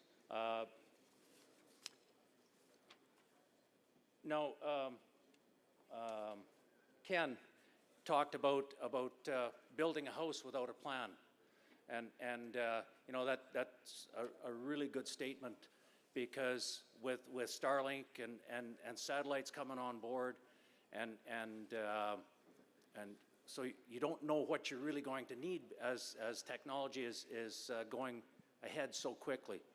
And so how far do you go? Like Sastel talked about getting 5G out to 80% of the households in Saskatchewan, but rural Saskatchewan ag is only 2% of the population. So that's you have to hit almost 100% to get everybody. So that's it. We're behind, and as we've heard from the First Nations, we're always going to be behind. We talked at our table because Jean-Marc talked about internet being another utility, and we got power in 52. The guy across the table from me didn't get it till 60. How long is it going to take for all of us to get internet? It's going to be a while. But I want to thank Jean-Marc for recognizing the work that APAS had done on our connectivity task force. And Jay and to the board of Sarm, if you wanted to include everybody, we had 30,000 people do a survey. That's where we got a lot of our information from. We talked with the providers and so on to get our answers. We have a lot of information. We should have been included in the task force. But anyway, the one thing that someone talked about was affordability. Right now for 25 download, I'm paying more, probably double what my daughter is paying in Regina here for 100. So, and I realized it's the upload is the expense, but it's something we have to work at. Great, thank you. I'm going to respond to a few of the question points you made. The first one, particular in terms of the plan, if you are needing assistance with developing a plan within the RM, that's where the Connected Saskatchewan program can be very, very helpful with CEDA, and I think they're staffing up as we speak, and they'll be able to send individuals and resources your way to help with that. I should recognize APAS. Very early on, we had met quite a few times with Dwayne and your office, and we've used a lot of your good research. We have a survey that's going to be launched, we meaning the committee, probably in about a week's time, and so we've communicated a bit with Dwayne, and we're making sure that our survey builds off of the work you guys have done, and want to recognize the work that APAS has done as well. So, Jay, go ahead. Testing, yeah, Norm. You know what? APAS was the first, or one of the first associations we contacted because of the good work that you guys at APAS had done. They were with us in the beginning of the stages, but have decided not to be part of the group. So we're more than welcome to have any association out there that's willing to be part of the team, because we do believe that no organization or municipality is going to be able to do this on their own. Thanks, Jay. Did any other panel members want to respond to the question or provide a bit of feedback? Okay, I see Mike 2. Hi, Pauline Zeal-Grimsrud, RM6, Cambria. My question is towards access communications. You come into our communities, and we've used them personally, but I want to talk about our nonprofit groups in our community and their facilities. Access communication at one time, actually for many years, has accommodated our community groups and gave us access to TV and internet at very low rates, or in some cases for free. You've discontinued this. Our curling club, for example, is now paying $260 a month to have a couple TVs so we can have sports on it, and also to have internet. And it is like cost prohibitive for non-profit groups, and I'm wondering if you would consider revisiting and having a cap on what our halls, curling rinks, skating rinks are paying for your services. It was very disappointing, and we certainly hadn't budgeted for it.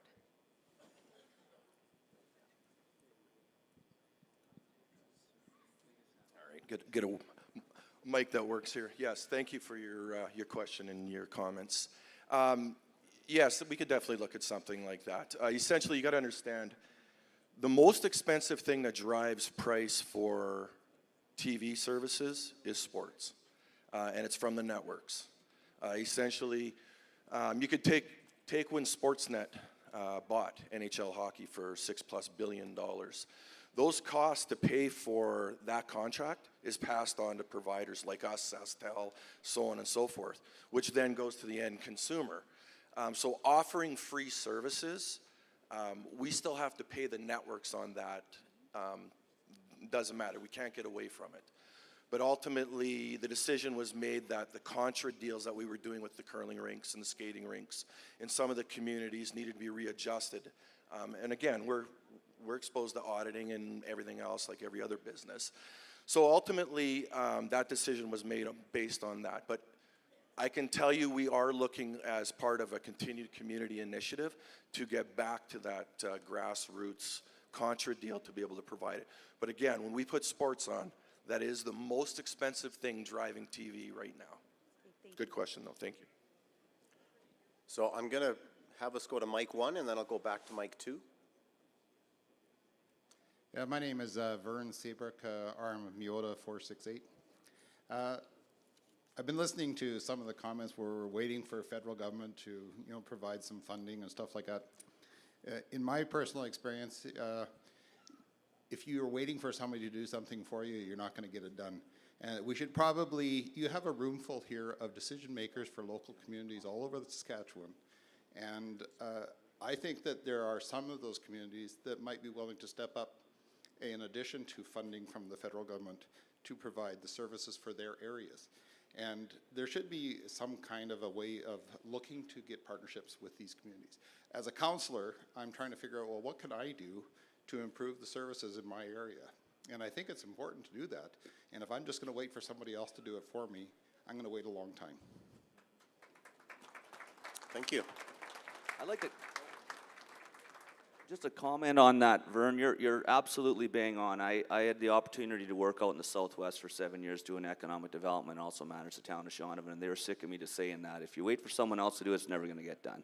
And that's exactly what's going to happen, and so you are bang on. Thank you for those comments. Sorry, and I'd just like to add a little bit more to that too, and just rest assured, like Access Communications and SaskTel, we're not waiting for federal funding. Our capital dollars are being invested in pushing infrastructure further into Saskatchewan to solve this issue. Saskatchewan is vast, and there's a lot of essential, and I'm speaking to the choir here, that there's holes for our internet. There's no ifs, ands, or buts about it. It's getting that technology out, and when the individual made the comment that I'm paying more for a 50 meg service than my daughter in Regina, absolutely. The cost for delivery to get out to, push the signal out further, there is a higher capital cost to do it. But at the end of the day, we're not stopping our investment in Saskatchewan and pushing. It's the commitment by the government. The federal government does need to step up. They cannot push and continue to keep the money in Eastern Canada. And we put it in perspective. To serve 1 million customers here in Saskatchewan is completely different than serving 1 million customers in GTA. The infrastructure is so much smaller. The footprint in Toronto is so much greater. Saskatchewan is vast. Saskatchewan is spread out. So the money to get from point A to B is going to be a lot more.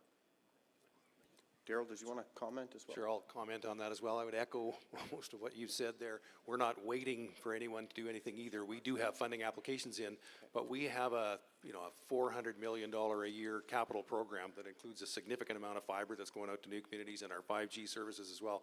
So we're not waiting for anyone to do something for us. We are moving along as fast as we possibly can on providing those significant or those essential services to rural Saskatchewan.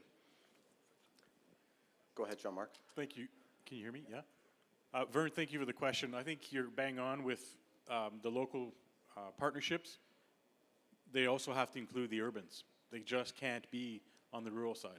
Both communities have got to work together and in partnership with the provincial government and the feds. Thank you. I think we have time for 2 more questions. Is that? Yeah. Okay. So Mike 2, and then we'll go to Mike 3 to close us off. So RM499 here, our ratepayers got tired of waiting and basically bought the Starlink, which is $700 to buy the contraption and then $120 a month, and they get 10 times the service. Now, that means our ratepayers are not supporting local, but I'm just wondering how SaskTel and Access can compete when Elon Musk's Starlink is a phenomenal service. I'm just wondering what you guys are doing to compete with that level of service. Okay, so can you, doesn't seem to be working. Oh, there it is. Okay, so we view Starlink as part of the solution as opposed to just a competition. We still think that we have a significant advantage where we do have facilities, which again, currently our fiber goes to 75% of the population. Our 5010 DSL goes to 90-some% of the population. So we view Starlink as a valid mechanism to get at that last 5%, because it is incredibly expensive to get to those very remote rural areas. So again, I don't view us as really competing with them. I view them as another mechanism to find the solution to what we have to do in Saskatchewan, which is provide this service to 100% of the population. So ideally, it wouldn't be as expensive as that. So when we have land-based services, it's much, much cheaper than what they provide. But again, you just can't get, it's very, very, very difficult to get to that last 5%. Well, I'm just saying that maybe partnering up with a company like Starlink that has thousands of satellites, you would save your $500 million capital investment maybe, if you partnered up with them somehow, because our ratepayers are super happy with that. And prior to Starlink, nobody on the lake in the summer could get any internet. And as a rural municipality, every day my internet dies between 4 and 6 p.m. It's hard to work. And I'm doing Zoom calls, and it's embarrassing when my delegates, sorry, my internet's weak, you have to turn your video off. So there's a lot of competing priorities here. So I don't know if you need to partner with rural municipalities to get the work done, or you have to partner with Starlink to get the work done, but the work's got to get done. And Elon Musk is filling the gap right now, sorry to say. Yeah, no, I don't have a problem with that at all. Like I say, I agree with you 100%. We need to get at 100% of the population. And I view that as like Starlink can't provide for the whole province. If they actually had their service to every customer in the province, they wouldn't be able to provide service either. It would be overloaded. So like I say, I think they're a good solution for that last 5% of the population. And I think that's got to be part of the solution. Yeah, it's a great question. Here's the issue, though. You made a very, very valid point in the beginning. There's a right now problem. Totally get it. And you want to. Nobody wants to send their money outside of Saskatchewan, but you also want to be able to do business. You want to also be able to connect. And when you don't have those potential, when you're having struggles with connectivity, 100% get that. The one thing, and I just want to make sure everybody in the room is fully aware, Starlink has definitely been analyzed in terms of their technology for Saskatchewan. We have a partnership with a company called Cable Labs. They're based out of Denver. They're the largest think tank for cable companies in the world. And they analyze Starlink's technology. Starlink's going to have the same issues as providers like us, where you have choke points, where you have too many customers on too many towers, too much bandwidth, too much congestion slows your internet down. The magic number we were given from Cable Labs is 1,000 customers in Saskatchewan, and they're going to have to figure a way to redeploy more satellites. It's extremely costly for Elon, and we'll see if it takes it up. So right now, if you're on Starlink, absolutely, your speed is phenomenal because you're a beta tester. There's not enough users on the network yet. But I get where you're coming from 100% in terms of you have a right now problem. We have also a right now problem to get services further out throughout the province to cover it off as well. So that is a great point. And I was hoping somebody would bring Starlink up in this discussion, so thank you. So I think we've got time for one more question. Mike 3, please go ahead. Thank you very much. My name's Trent Sim from the RM of Rudy. And I hear a little bit about the difference between urban and rural and how you're counting stuff. And Norm's daughter and my daughter are paying for 100 meg in the city. And you know what's interesting is that they get 100 meg when I test it. I pay for access to 25, but I never get it. And I lived in town for a little while and I paid for 50. And I didn't get it there either. So the way you're measuring urban and rural is a concern to me, because we're saying that 85% of the people have access to 25 meg, but they don't. I'm only getting 1 and 2 on my speed test. And what that means is when we have COVID and we have to have a Zoom meeting, the counselors have to turn the video off because they can't get the signal to last long enough to have the meeting. And then they drop down to the just to get a text or something. Like, it won't work. We can't have our Zoom meeting at all.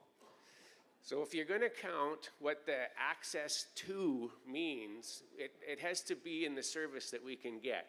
Because we sell loaves of bread with 50 slices in it.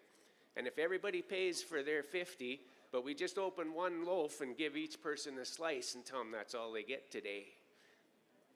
That's how our internet's working, and we're getting hungry. Yeah. So I'm going to hand it over to Rusty. Yeah. Thank you guys so much. Yeah, you answer that one. Well, I also could be on a mic out there talking about internet because I, of course, live in an RM. I will sort of echo a few people and mention, too, that I've literally had my head, like, out the window and my phone doing this. And I've been at a rink thinking, my God, do we play right now? And then realizing that because of the way the rink is built, we might not get internet ever, which is kind of crazy. And I've had friends who have spent time like sitting at certain windows and cramming 3 or 4 kids by the window trying to go through school during COVID. So we thank you for your time today because it is extremely frustrating as the room is echoing and we're all hungry. We are all hungry, but we appreciate it and we thank you for having this panel and doing the work for us and hearing our frustrations because this has to work, and we're echoing it. It has to work. So thank you, you guys. And because we went over in our frustration, no break. No break. But thank you. Okay, you guys can take a minute to exit the stage. Okay, so now I'm going to hustle things up here because that is my job, to hurry it along so that no one is frustrated with me at 11:45 when you're supposed to be in dialogue sessions. At this time, I'd like to invite Keith Comstock. Keith is going to manage our town hall. Keith will moderate the town hall. Keith joined Saskatchewan's public service in '79. His career included many years of direct community work and since as the province's lead on cultural industry file. As manager of municipal affairs, legislation, and regulation, and as executive director of strategy and sector relations, Keith has spent the last 8 years of public service as assistant deputy minister of government relations. And as a responsible for community planning, northern municipal services, municipal infrastructure and finance, and advisory services and municipal relations, he has a long list of things that he does to support Saskatchewan. Ladies and gentlemen, to manage our town hall this afternoon, please welcome Keith Comstock. Keith. Thank you. Good luck. This could be a while. I'll call my panelists up and we'll get started. Sherry and Mitch and Raylene, if you're, thank God you're here. Well, good morning, everyone, and we're glad that you stayed to the end. This is the Governance Town Hall session, and I can tell you that there was some back and forth between the organizers of this session and ourselves about being last.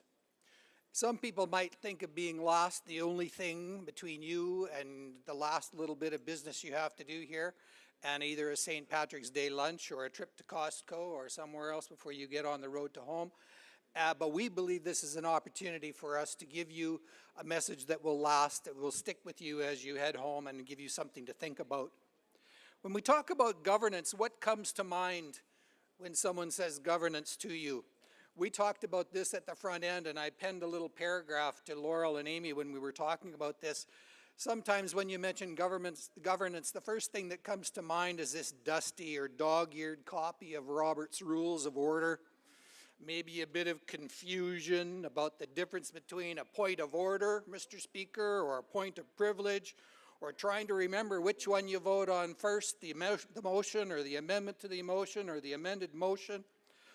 Maybe some of you remember that optimistic feeling that you had when you saw those election results roll in, thinking that you were finally going to be in a position to be able to do some great things for your community, and how that feeling can quickly dissipate under the weight of procedural bylaws, strategic plans, and endless reports to read and absorb. There is no more critical element to your success as a council than good governance, and there's no more misunderstood one either. Our session today is intended to look at some governance issues and opportunities from a very practical and pragmatic perspective, while encouraging you as elected leaders in your communities to get past our collective feeling that governance is about as much fun as a root canal and move on to something more productive. I have three very distinguished panel members joining me on the dais this morning, and here's how we're going to run this. I'm going to give each one of our three panelists a couple of minutes to introduce themselves and to provide some initial remarks about the issue of governance and why it's important to them, for both from a personal level and from their council's perspective. And then we have some questions, and they will hopefully be fairly provocative. We hope not to cause any riots, but we were going to try and challenge you a little bit. And at the end, if we have time, we'll have a bit of a Q&A session. So first of all, the first order of business is to introduce our panelists. Sherry Jimmy is the Reeve of the RM of Meota. And Sherry, I'll turn it over to you for some opening remarks. Just tell us a little bit about yourself. You've got a couple of minutes. Okay. Good morning, everyone. Good morning. There we go. As Keith said, my name is Sherry Jimmy. I'm the Reeve of the RM of Meota, number 468. We're located in northwestern Saskatchewan, just north of North Battleford. I'm currently serving my second term, or sixth year, as the Reeve of the RM, but I did join council almost 20 years ago in 2003. In our rural municipality, we have a diverse sector, or diverse sectors. We have 13 organized hamlets in the residential areas. We have a fairly large commercial sector with 4 SAGD or oil facilities, and we have a large agricultural sector as well. In terms of governance, I've probably been involved in governance for as far back as I can ever remember.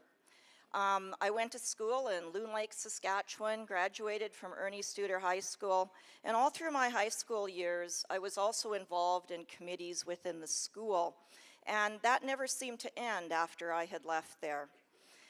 My desire to get into governance was really prompted by the fact that I wanted to be part of the change that I wanted to see. So over the last 20 to 30 years or so, I've taken the opportunity to sit on a lot of boards and committees.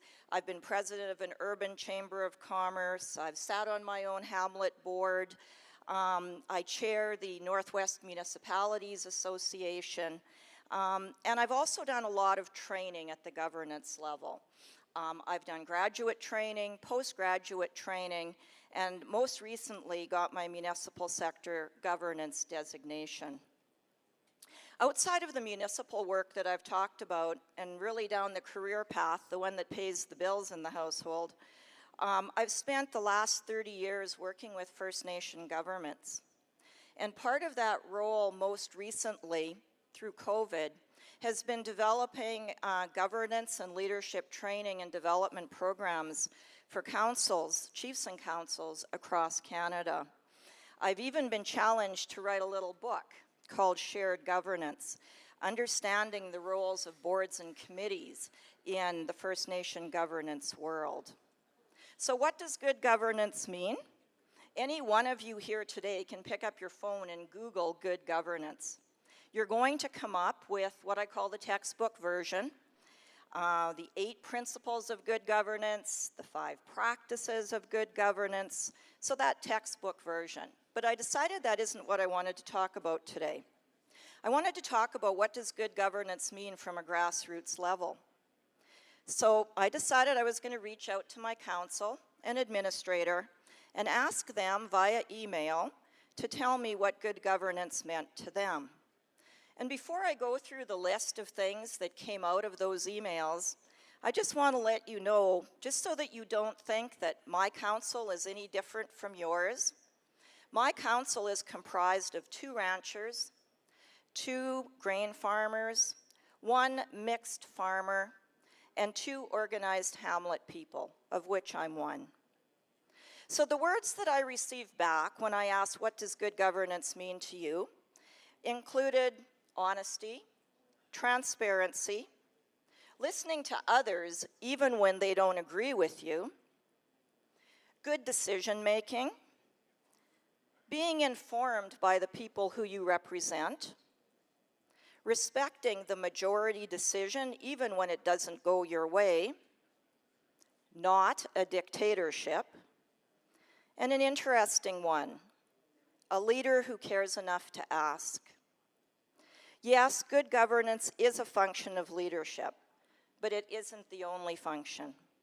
So I welcome the opportunity this morning to talk with my colleagues, my peers, with you, about what good governance means to all of us. Thank you. Thanks, Sherry. Thank you very much. Our next panelist is Mitch Huber. Sure, feel free. We thrive on positive feedback. Our next panelist is Mitch Huber. Mitch is the Reeve of the RM of Edenwald, just east of the city here. I'll turn it over to you, Mitch. Good morning. Thanks, Keith. And first of all, thanks for the invitation to be part of this today. As Keith had introduced me briefly, I am the Reeve of the RM of Edenwald. We're located just east of the city of Regina. And the way I describe it is we're a rural municipality with urban influence. We have approximately 4,700 people, of which the unorganized hamlet of Emerald Park is right in our core area. We have a complete water and sewer system, central water, central sewer, for the core area, not to all the rural area aspects. We have many country residential developments, as well as we seem to spend some time on the right to farm. We try our best to build a balance, to build a diverse tax base. And that's been long before my time. That's been the key to our success, or some of the key to our successes out there. Open doors, open for business, open for development, and progressive in thinking. I'm proud and I'm happy with some of the successes we've accomplished over the years, and I look forward to many more. Good governance is, and maybe I'll allude to it maybe a few times over the morning, takes a team. You need a team of council. It's always a decision of council. It's not the Reeves idea. It's not Division 1's idea. It's a decision at council. And there's nothing wrong with wrestling at the table and arm wrestling and discussing and debating each and every topic. But it's important.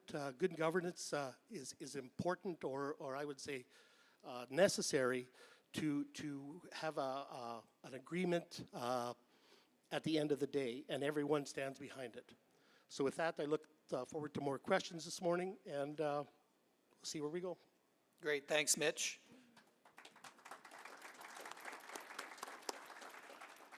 One of the best things about Sarm and SUMA, for that matter, in my career working with them over the last 20 or 25 years, has been the partnership that your elected councils and your organizations have with your key staff, with the administration side. And good governance is absolutely a team effort, and it takes a solid commitment from the administration side as well. So our last panelist is Raylene Packett. Raylene is the administrator for the arm of Webb, which is down in the southwest part of the province. Over to you, Raylene. Hello. Am I on? Thank you. Thanks, Keith, and thanks for the invitation.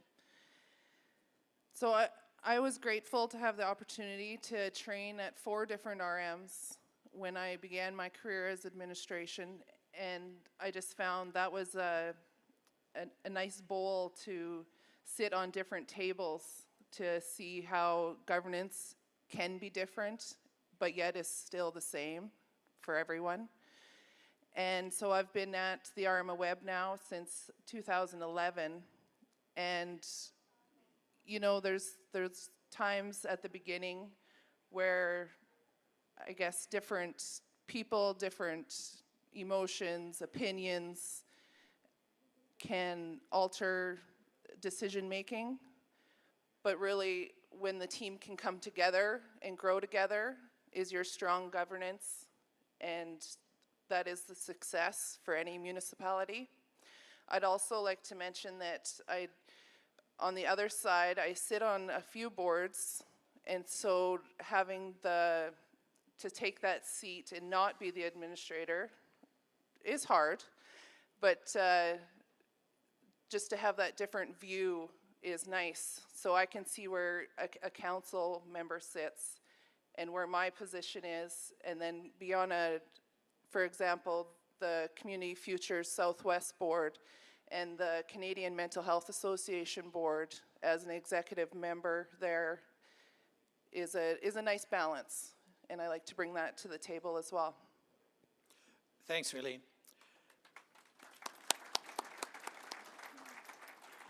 So you can see we've strategically chosen our panelists this morning to be able to talk about the topic of governance from a variety of perspectives. We know that each of you has your own perspectives as well, so we'll look forward to hearing from you in the Q&A. If any of this resonates with you, or if you've had any particular issues or successes that you might want to share with the crowd. We're going to jump right into it now, though. I'm a great believer in practicality and being pragmatic about these things, and one of the best ways to get over our reluctance to do something is to practice doing it. Why does governance get such a bad rap? Why are people so reluctant to talk about it in a meaningful way?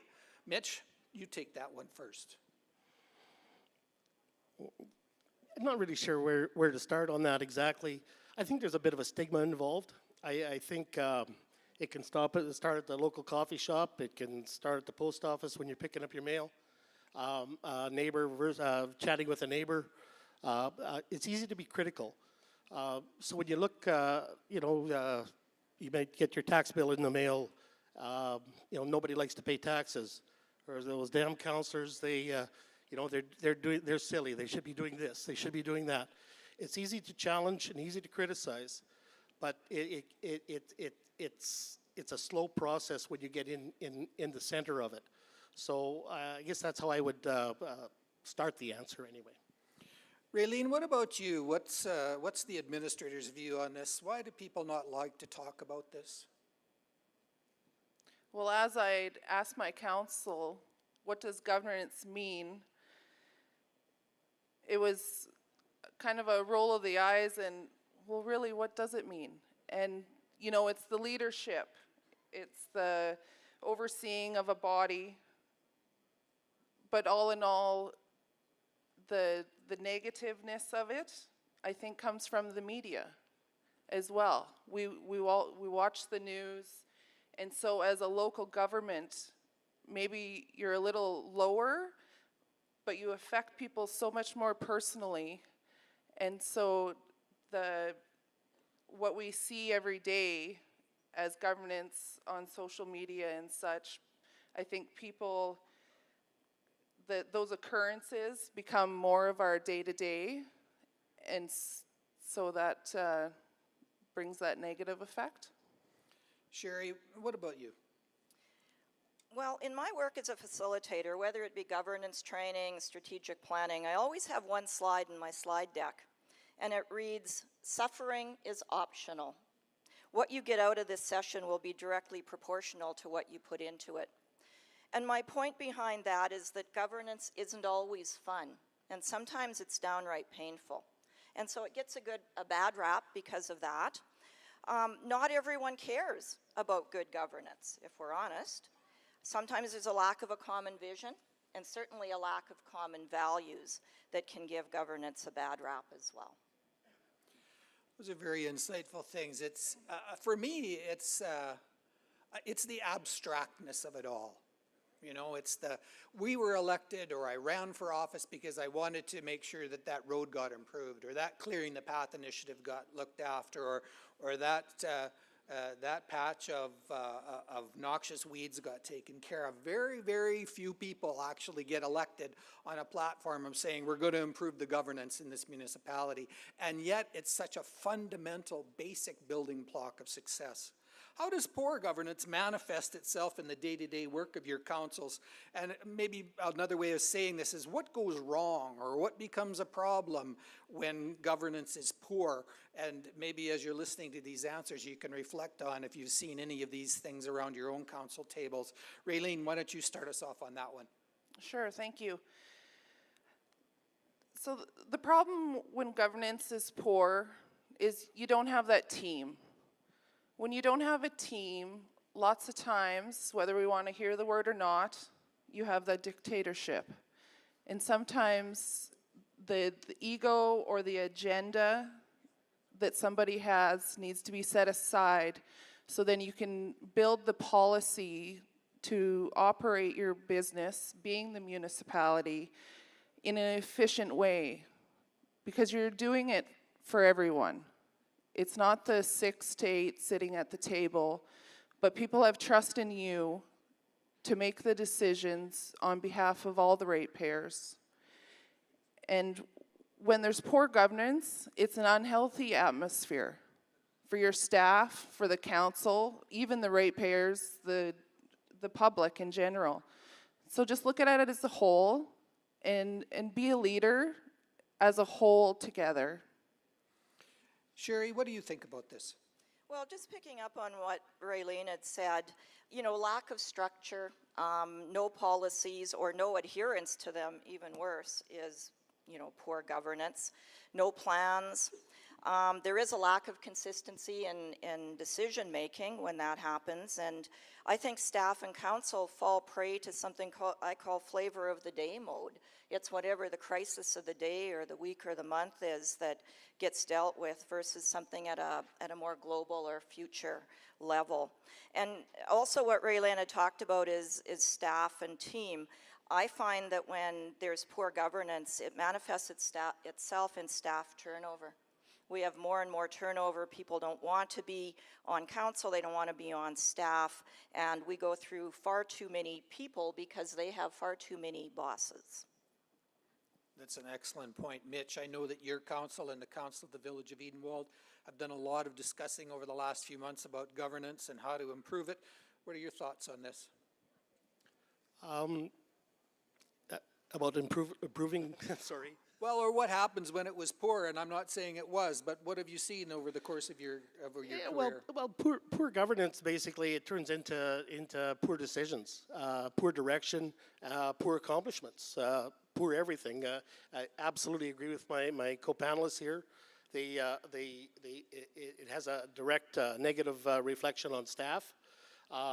It just makes for a bad environment right from council all the way through the full complement of staff.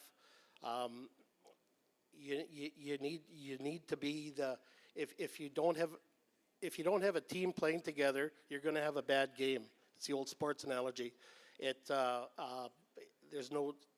same situation at the council table. So one of the things that I hear from councils when we talk about governance and when we actually do find folks that are willing to talk about this is, where do you start? Like we're not happy with the way we are right now. We think we could improve our performance, but there's so many things out there, and people are not, you don't all of a sudden wake up on a Tuesday morning and think, oh yeah, well today now I'm an expert in governance. It takes some time and effort. But for councils that are looking to improve their performance, what are the 2 or 3 most important aspects of a governance that they should maybe concentrate on or start on? Sherry, how about you? Well, I believe policies and procedures are really important in terms of governance. It helps to shape our decision-making, not based on who has the loudest voice, but on what is in the best interest of the municipality as a whole, not just now, but into the future. So policy governance is a big factor. I think planning is equally as important. If you fail to plan, you plan to fail. Any road will do. And we all know those adages. So planning is really important when you want to look at improving your governance. And then there's a couple other points that I guess are more of the human touch. And one is the people. Never respecting who we represent, or never forgetting who we represent, and always respecting the divergent views that are brought to our table. And figuring out, even within council, how we build a team within those divergent views, because that's representative of our ratepayers as well. And the last point is looking to your partnerships. None of us in our municipalities exist in isolation. And I really firmly believe that good governance is dependent on partnerships. And that's what cement our municipalities together. In 2016, our council saw fit to endorse something called Joint Councils Forum. We may only meet a couple times a year, but Joint Councils Forum is every council within the geographic area of our RM. So our RM council, 2 First Nation councils, 1 village council, and 3 resort village councils. That Joint Councils Forum has enabled us to do more than any of us could ever have imagined doing on our own. Thanks, Sherry. Mitch, what are your thoughts on where to start? Where to start? I think you have to start by doing your best to understand council. We have a diverse council. We have urban representation. We have rural representation, and a blend of both. And as I said in some of my opening remarks, that's the key to our success out where we are. Is the diversity of our tax base. And I'll make no bones about it. I guess we had a bit of a change of council. What's it been, about a year ago, a little over a year ago. And we were a little bit scattered for a while, but we did something with started with a bit of a team building, and which isn't quite finished as of yet. But in a simple meeting, a little team building meeting one day, I think we had some more open dialogue. We got some more thoughts on the table of, I guess, a better understanding for each other to understand who you're sitting at the table with. And if you understand who you're sitting with, it's much easier to understand their wants, desires, and their expectations. I think that's a really good point. So many times councils get absorbed in the day-to-day. In the pressing decisions and the problems that you have to deal with, whether they be from an agricultural perspective or an economic perspective or an infrastructure one, and very seldom do councils choose to make the commitment to themselves, to their own care and to their own feeding and their own training, and I think that's an important point, so thanks for that, Mitch. Raylene, from an administrator's perspective, where's a good place to start?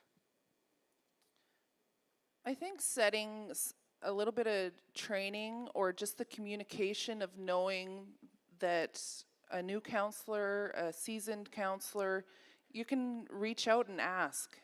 There's so many times that there's no voice, that you're quiet, and just ask. And any answers can be answered at the time, or it can come as you go as well.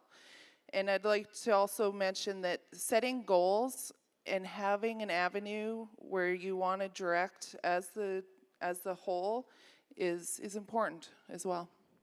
That's a great line in Alice in Wonderland where the Cheshire Cat asks Alice, which way do you want to go, or where do you want to get to? And she didn't really know where she wanted to go, and then the cat just said, well, it doesn't really matter what direction you go then, does it? Good policy, a couple of you have mentioned good policy already, and it came as a great revelation to me in my career when not everybody was as excited about developing and writing and following policy as what I was. But developing policy is hard. Is it just a matter of really looking at policy as writing down all the things about how we do stuff around here, or is there something more to it? Mitch, how does your RM support and look at policy? Well, policy's, well, it's critical. It's very important. If you don't have policy, you've got indecision. You've got no direction. So to get you to your destination, you have to have a goal. And I would say the policy is it creates a map in order to get you to the goal.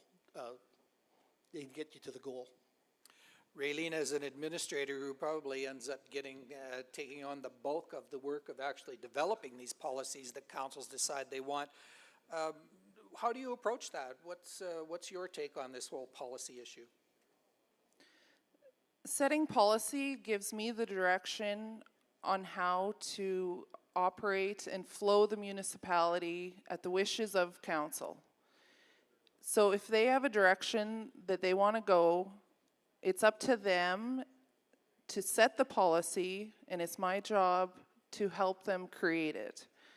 If you don't have direction or a set of, if you want to call it rules, nobody knows where to go, and nothing actually in the end will be accomplished in the manner that you want to have it set out.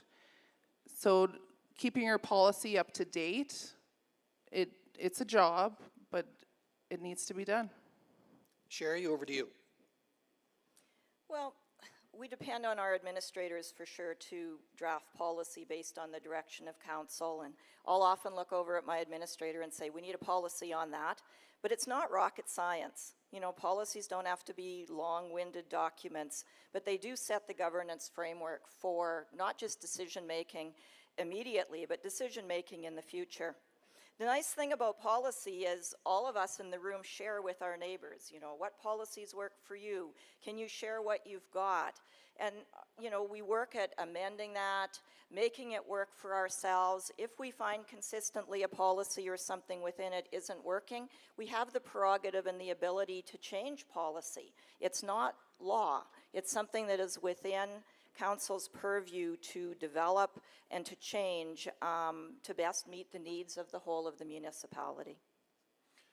Thanks for that. Today is not about policy per se, but policy is a particularly critical aspect of good governance, and we wanted to make sure we included it. For me, policy, there's 2 points about policy. One is that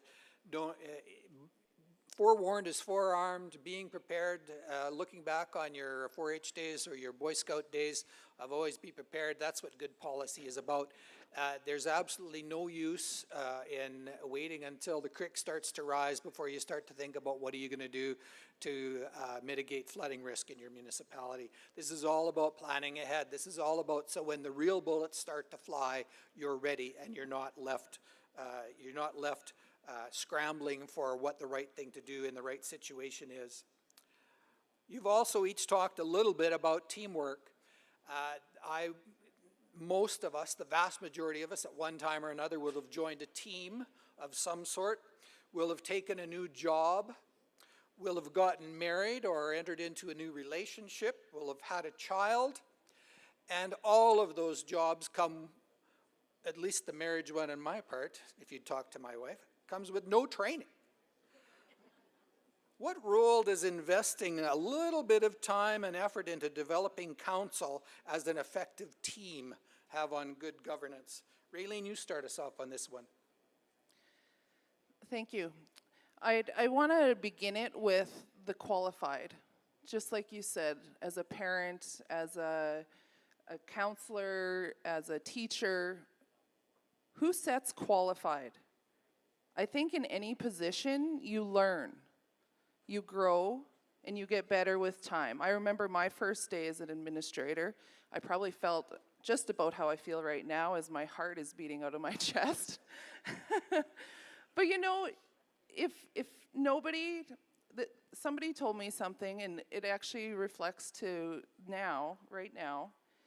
If you're asked to do something and you don't do it, that's okay. Somebody else is going to do it. Why not take the opportunity, throw yourself out there, and be a voice, a role model, help your community.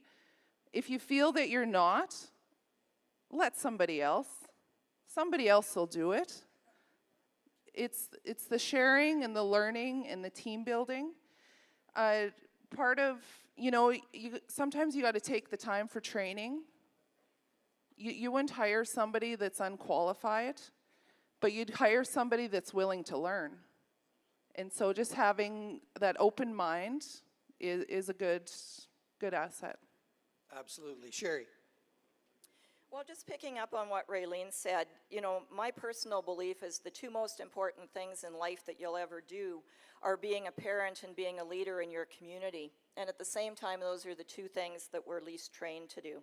So I can't stress enough the investment in professional development and training for council. Mitch talked about, some team building. It doesn't have to be extensive, but developing council from that level.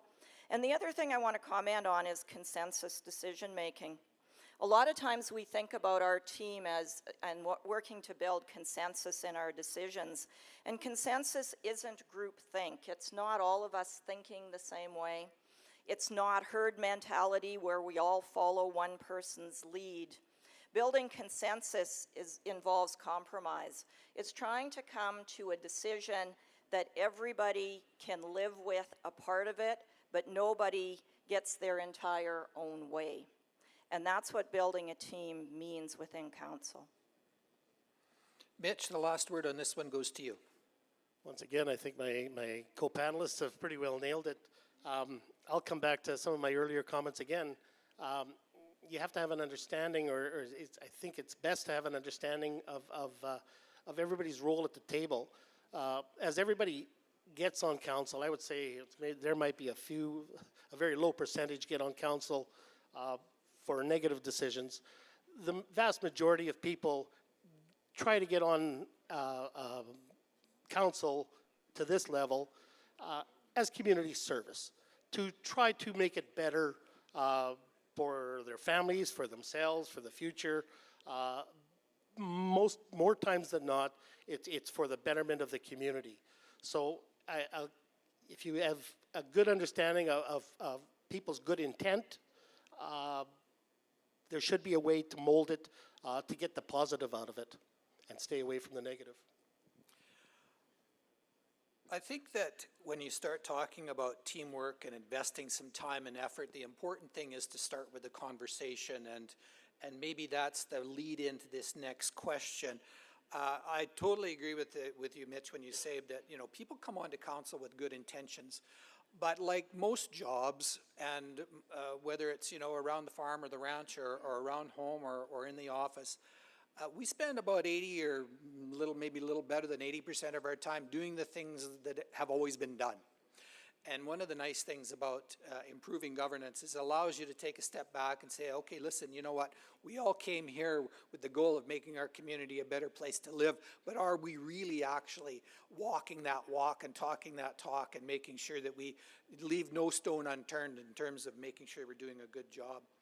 Let's go really practical right now. If somebody is out there and they've said to themselves, they've looked at their colleague or they've made a note on their page saying, yeah, you know what, some of this stuff about policy development or having that first conversation or being a better team, if that resonates with them, what would you say they should do first? Mitch, over to you. Can you do that again, the question? If you want to improve your governance, what's step one? To improve the governance, once again, I'll come back to I'm going to sound like a broken record here. You gotta have you gotta come with a team. You gotta understand your team, and you've gotta play the team. In order to take the first step, you need a consensus. It's always a decision of council. So the better understanding you have of council, of your peers, the better position you'll be in order to make a better decision. Raylene, where should they start? I would say you start with the basics, your structure, and know what your structure is on your council, administration, to pub works, and the roles of each part of those. Sherry, how about you?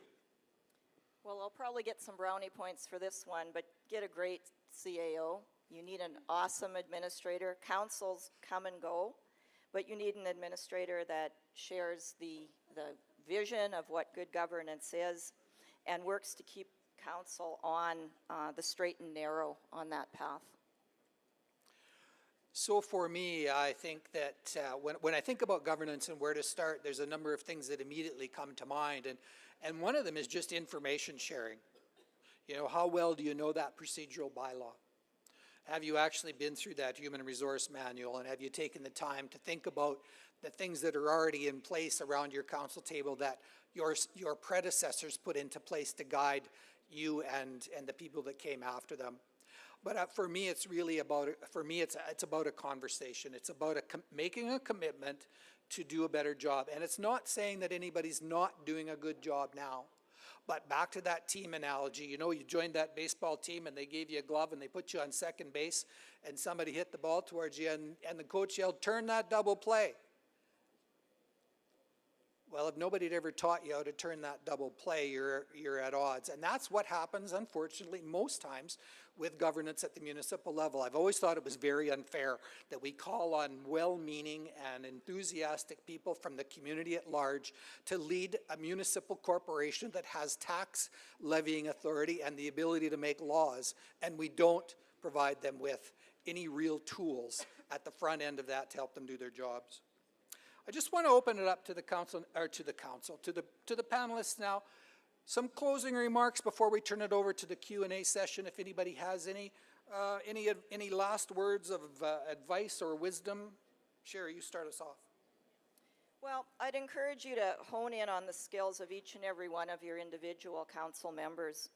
As a speaker yesterday said, everyone has something to contribute. They were elected for a reason. Get to understand what their knowledge, their skills, their abilities, and their attributes are, and really try to draw that out of them. The other couple points on this in closing would be really work hard on establishing that common vision for that, for council, for your municipality, and decide on what is the common set of values that you as a council are going to operate by, because that's what we hold each other accountable to. And that's where we don't go down that slippery slope of conflict of interest and things of that nature. So those would be my closing comments in terms of moving forward as a team with council and good governance. Mitch, your thoughts on your closing words before we go to the Q&A. Yeah, I guess to be inclusive of all council. Sometimes I've seen councillors sit back and say very little, and I see some of the councillors, you know, they're talking most of the day or a lot of the day. You gotta share the table. You gotta get input from everybody. At the end of the day, it's always a decision of council, not the Reeve and not Division 1. It's a decision of all of council. Raylene, maybe it's appropriate that we give the administrator the real last word on this one before we go to Q&A. Yeah, right, okay. I think a responsible governance is being prepared.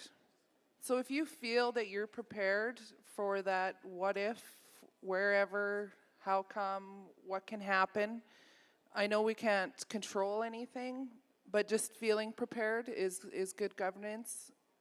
And when you feel you're prepared, that means you have a team. Because if you have everyone around you in the same kind of mindset, opinions, not that they're all going to be the same 100%, but that good teamwork together. And, I just also wanted to note that as much as maybe some people don't think, we're replaceable.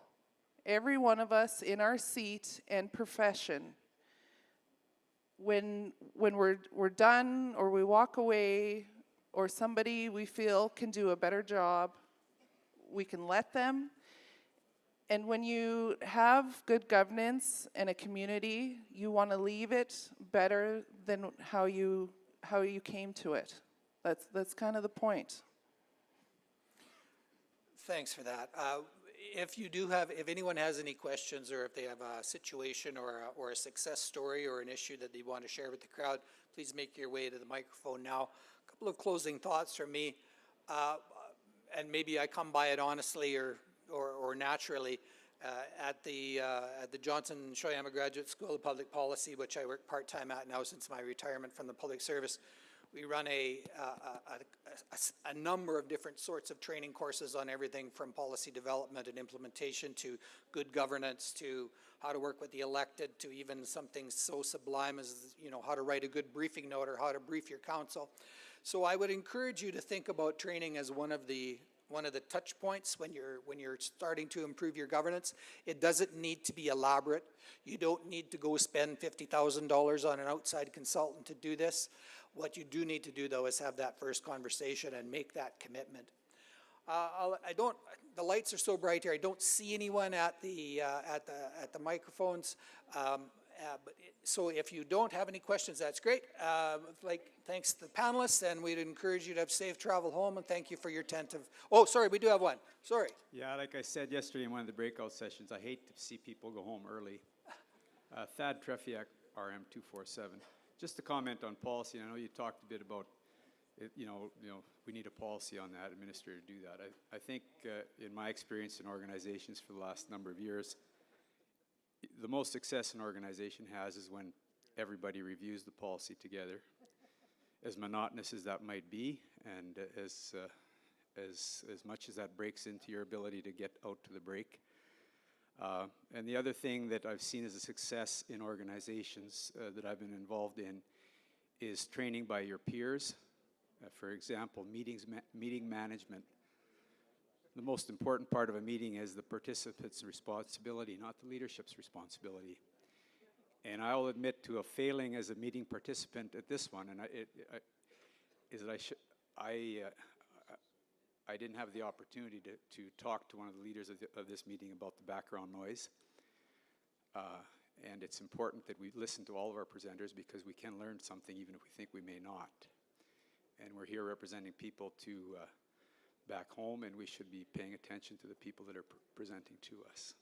Thank you. Couldn't agree with you more about comments on policy in general. Policy is never fun, but it's more fun with a friend, like a lot of things. Donuts are also a good idea.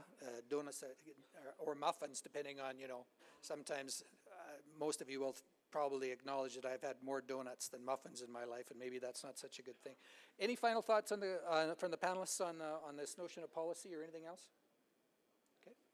I think the point was well made that everybody has to have buy-in to policy. It means you have to review your package, and it does need to be discussed, as painful as it might be at times. But just building that consensus around policy is so important.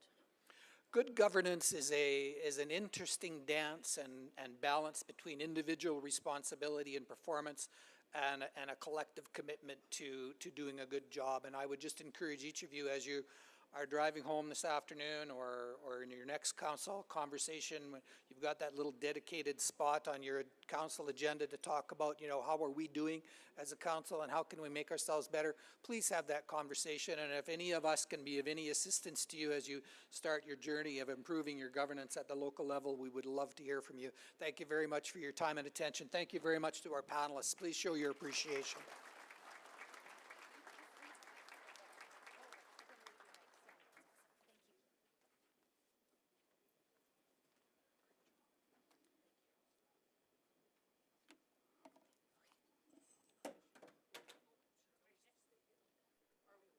You can leave, yes. You can.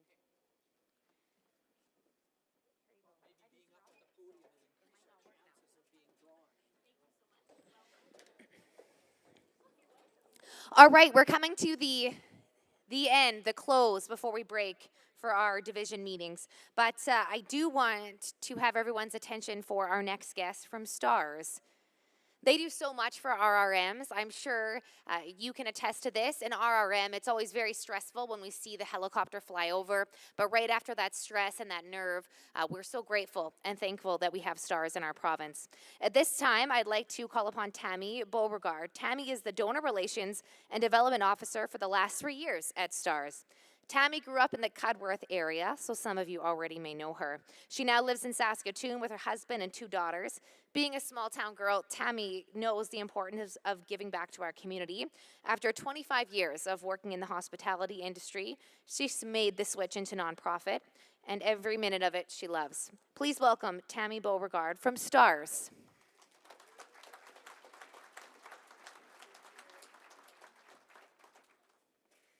And just when you all thought you weren't going to see my face again after seeing Sherry and I for 2 days, hey? Well, thank you very much for having me here, and thanks for that introduction. Yes, my name is Tammy Beauregard, and I do come from Cudworth, Saskatchewan, which I'm very proud to be from. So Darcy McKay, our provincial director, was supposed to be here today, but he got called to be on flight today. So here you have me. First, I really want to say thank you so much to Sarm, to all of you, for having us at the convention and the trade show, for stopping in and seeing us, and for allowing us the opportunity to communicate, to bring awareness, to share with you what's happening at STARS, what the impact you guys are having on our patients, the communities in Saskatchewan. STARS was built for the communities, by the communities, as you know. And you allow us to represent your people and to serve your people. So thank you. Most of you know that it costs $21 million annually to operate our bases in Saskatchewan. Half of that funding is provided generously by our provincial government, and half STARS fundraises every year, $10.5 million. And that's with your support and other allies' support.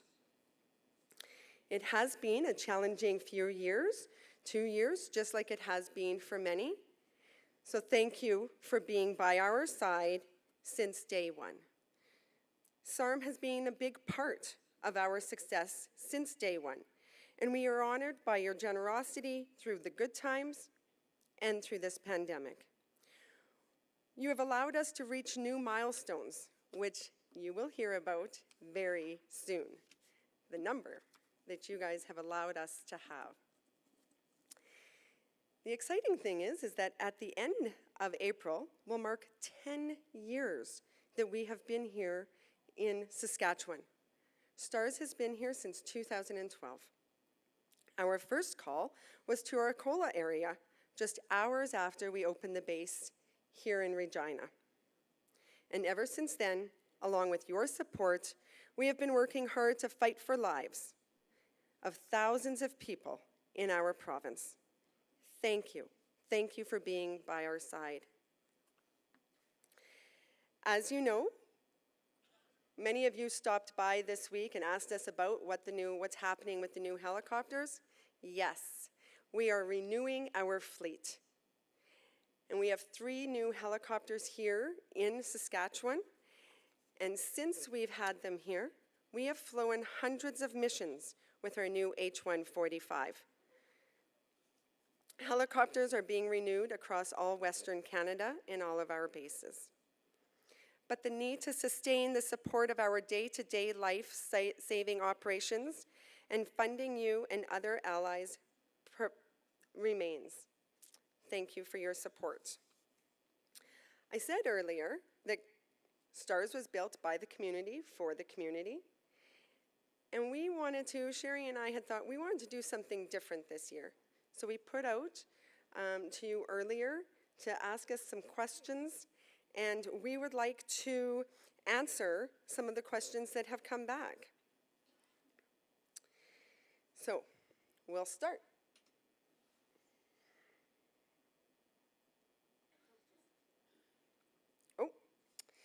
So during the pandemic, how did STARS provide care to the people of Saskatchewan? There we go.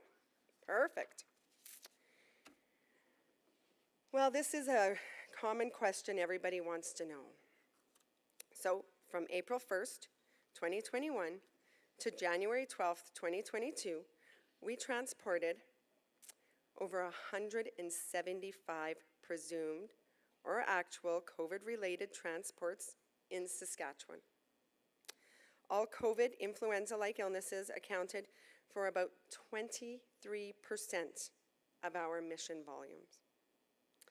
These patients are very sick and usually require a ventilator or high-flow oxygen for transport. They also require a variety of medications and support to keep them alive.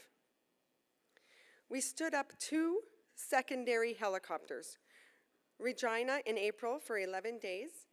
This was to help with the 3rd wave and to help offset increased call volume.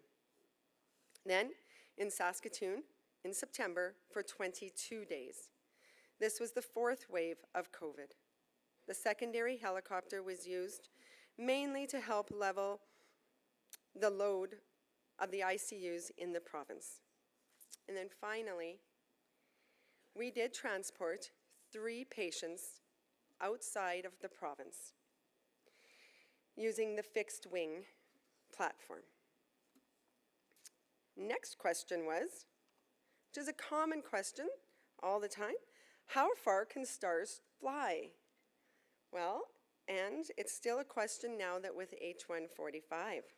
So stars can be dispatched to help patients in need anywhere in Western Canada that our transport physicians deem necessary, provided it's safe to fly, as safety is always number 1, and we have the access to fuel route if needed, either at strategically located community fuel caches that many of you have for us, so thank you, or through local airports or commercial suppliers.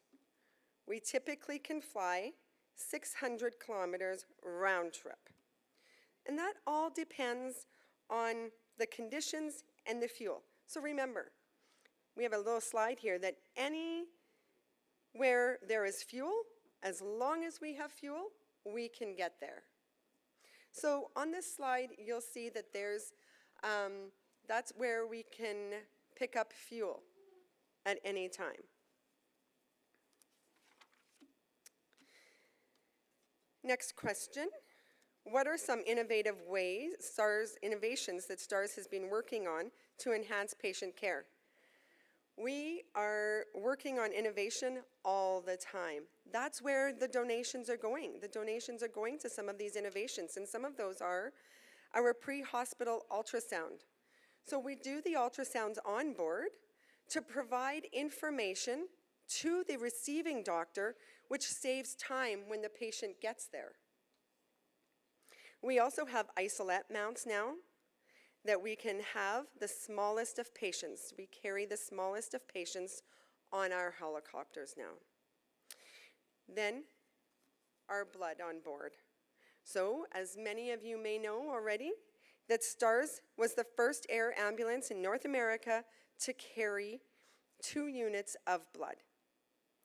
And in the last couple of years, we are now carrying 4 units of O-negative blood.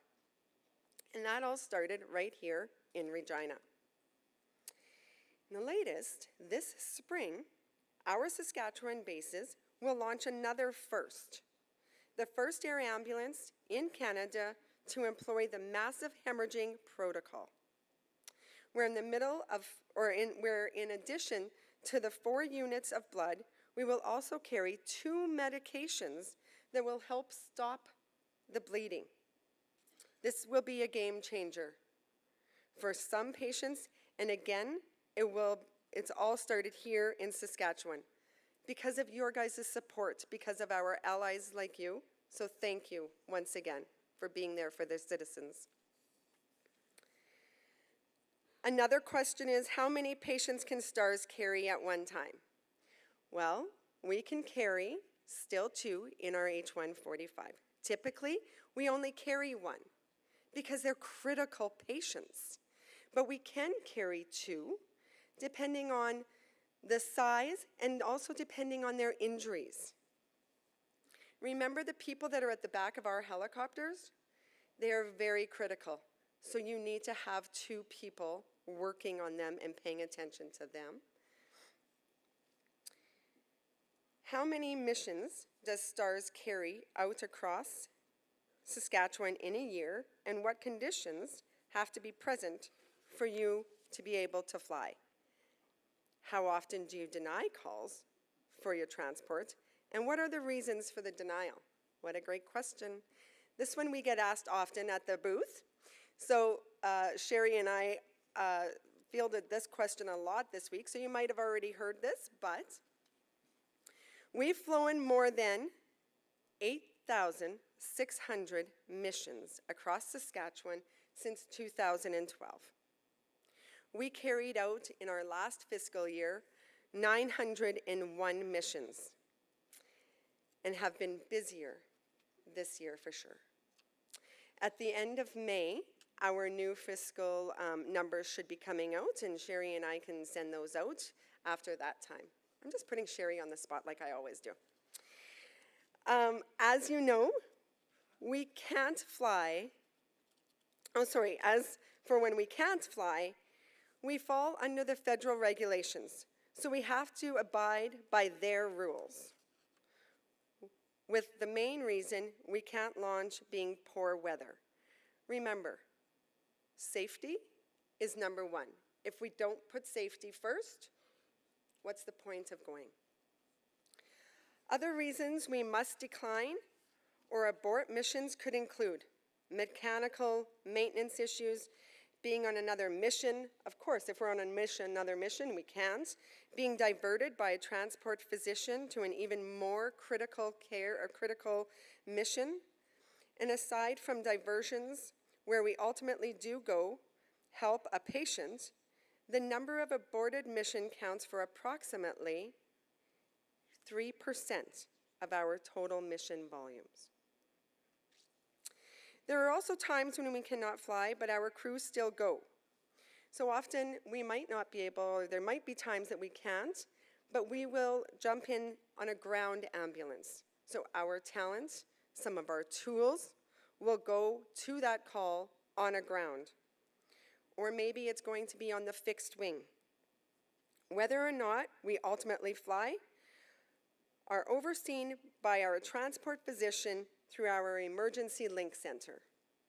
You might remember the Emergency Link Center from our past conferences where the dispatch center is from.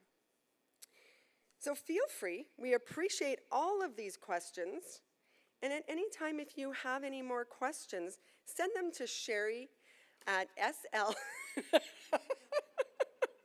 No, seriously, but send them to us.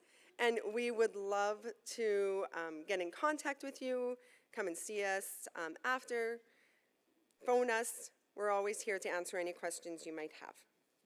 So the real reason I know you all like to hear STARS is our story and our missions. And today, it's all about the patient, as always with STARS. There are reasons that we come back to work. They are the reasons we are here in the province. We call our patients VIPs, a very important patient. Marcus Hirschfeld is one of our VIPs, and we're thrilled he could be with us today. So we're going to watch a bit of a video, and then he's going to say some words. But Marcus's story illustrates how dramatically life can change in an instant. He is living proof of how world-class tools, talent, can save time and lives. He is proof of the impact that you are all making on lives. Marcus is a proud member of the RCMP, one of the partners in the chain of survival.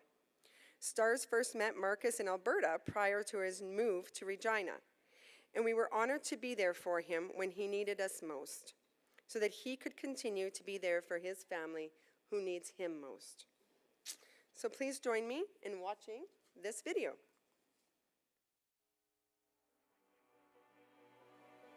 I was working as a general duty constable. I was returning from a call.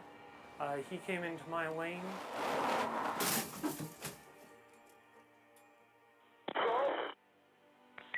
Go ahead.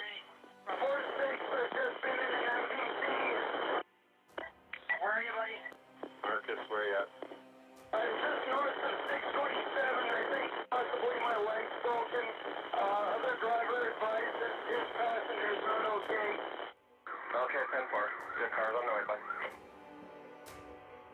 Help soon arrived. Paramedics took the passenger from the truck to hospital for treatment of a broken leg.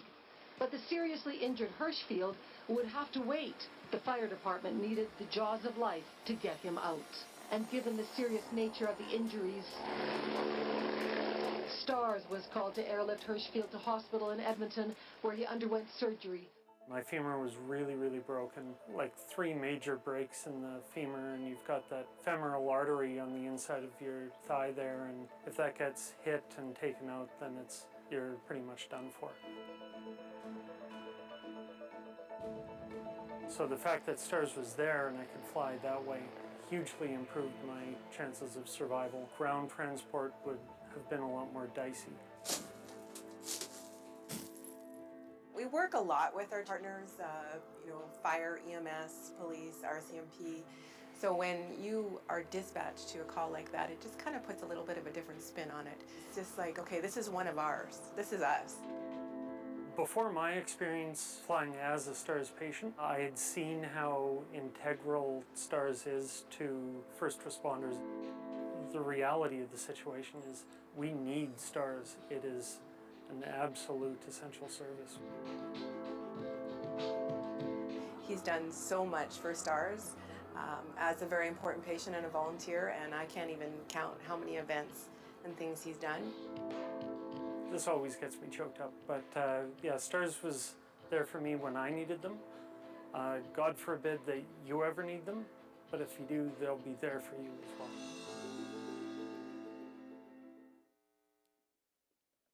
Good morning. Thank you. I'm Corporal Marcus Hirschfield. I was the fellow in the video there. I've grown a beard and been promoted since then.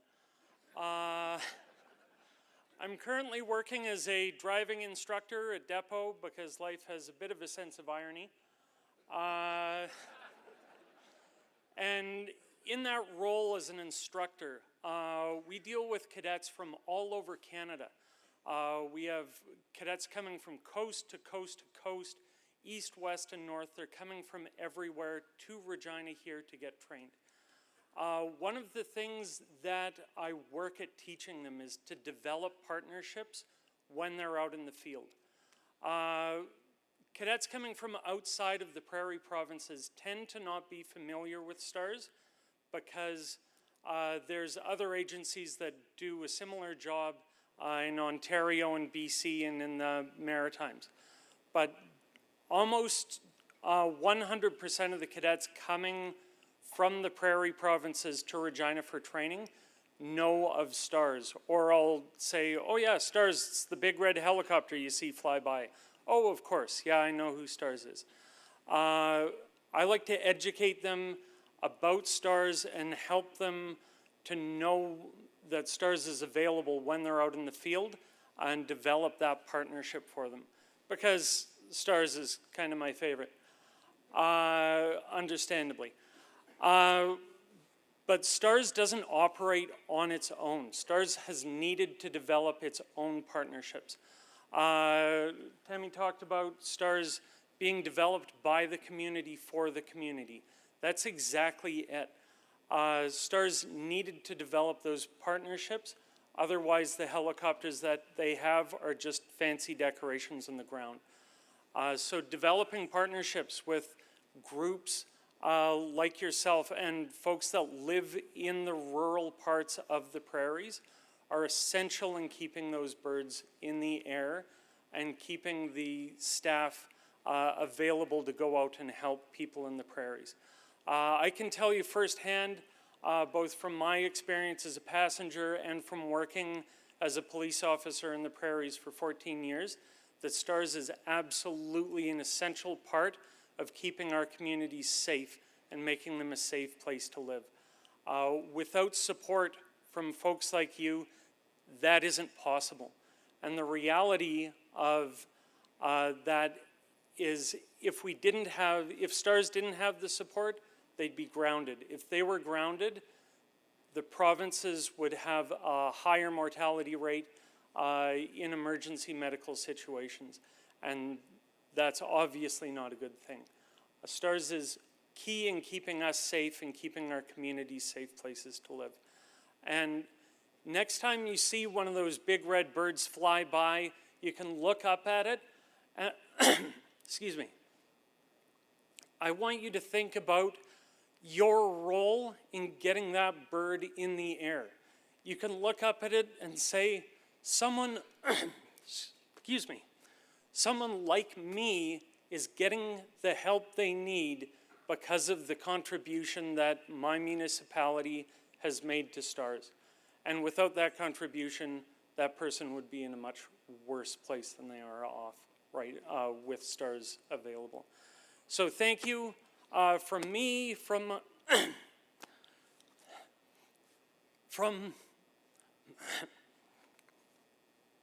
just a minute, it'll come. From me, from my family, from every police officer that works in the province has depended on STARS, and that means depending on you to make our communities safe. So thank you very much for your part in that. Thanks a lot.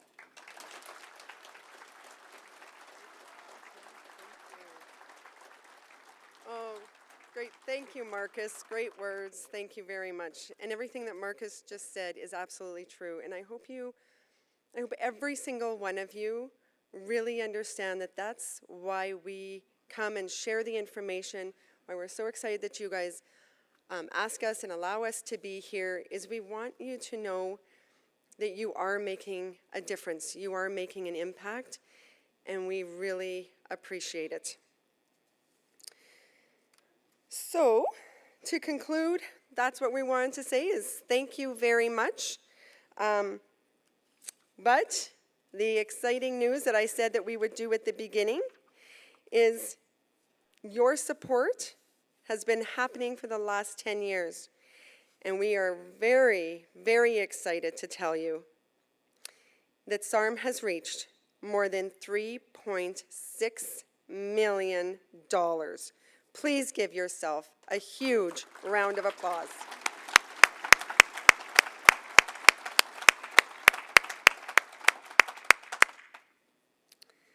So as Marcus said, the next time you see that helicopter, make sure that you give yourself a pat on the back, because you are making a difference.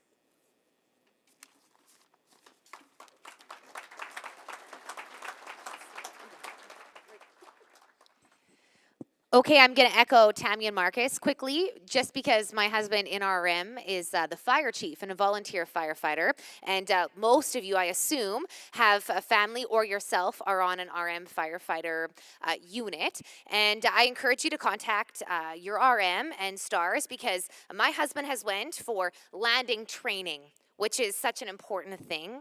And I can see some of you saying, yeah, you've been there too. That's a good thing to do. So if you haven't sent your RM fire department, your volunteer fire department, for training with the STARS, put that on your little notebook. You have notes in the back of that thing, so make that happen. Okay, let's get to the money part. You all want that, right? Okay, so we are going to draw 2 draws for the STARS 50-50. This is a record year. We've raised a lot of money, and that means you get to take home some money too.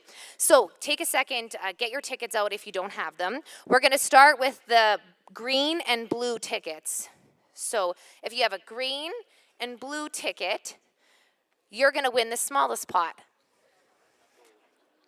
Okay, this is really fun though. We're going to, if you have a green and blue ticket, stand up. The key to this is that you have to be in the room to win it. So for $2,302.50 for a green and blue ticket, if you have a green and blue ticket, stand, okay? Just stand right now. It's like an elimination draw. Okay, did you pick it already? Green and blue? Yep. Yeah. Oh, Tammy's already picked it. You got to get standing. Okay. Okay, as I go through the numbers, obviously, you sit down. This is really fun. Okay. 9, 4, oh, green ticket. Thanks. Green ticket. If you have a blue, you sit down. Okay, 9, 4, 1, 0. Knocking them down. 7. Woo. 9, 4, 1, 0, 7. There's barely anyone standing. 5. Oh my gosh, look at the people in the back. That guy over there looks like he's sweating. 9410751. Anybody? Who is it? Someone has to still be standing. 9410751. Seriously? Is that a gentleman over there? Is it you? Someone check that. Oh, no, he's standing down. He's teasing me. Okay, nobody. For real? Nobody? Try again. Out of here.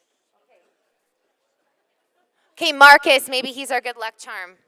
Tammy, you're not Marcus. You let him do that one. I'm not Marcus. He's our good luck charm. Okay, what color? Oh, blue ticket. Blue ticket. It's hard to see sometimes. Okay, blue ticket now. If you have a blue ticket, stand up. As if nobody's got a blue ticket. Oh, yeah, there. Maybe you won. Okay. 2202. Oops. 2200208. For real? Nobody again? Oh my gosh. Oh, yeah, woohoo! Come on up here. We got to verify your ticket. And get your RM. And escort you out the building. They go to the office. Yes, they want to verify the ticket, they told me. Yeah. Okay, yeah, just walk on up here. In the meantime, we're going to go to the orange, yellow, and pink ticket. If you have one of those, stand up. Okay, we're going to shuffle again. We're going to let Tammy draw first. Oh, no, Marcus now. Oh, my goodness, I can't keep up. We don't follow rules here. Okay, here's the ticket if you want to verify this one. Okay, what color is it?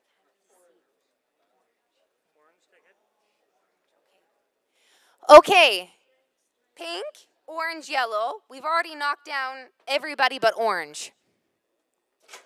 Okay, if you have an orange ticket, 99496.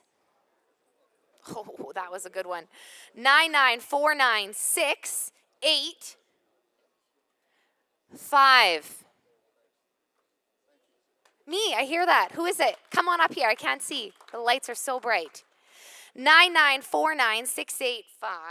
And that ticket number won $2,332.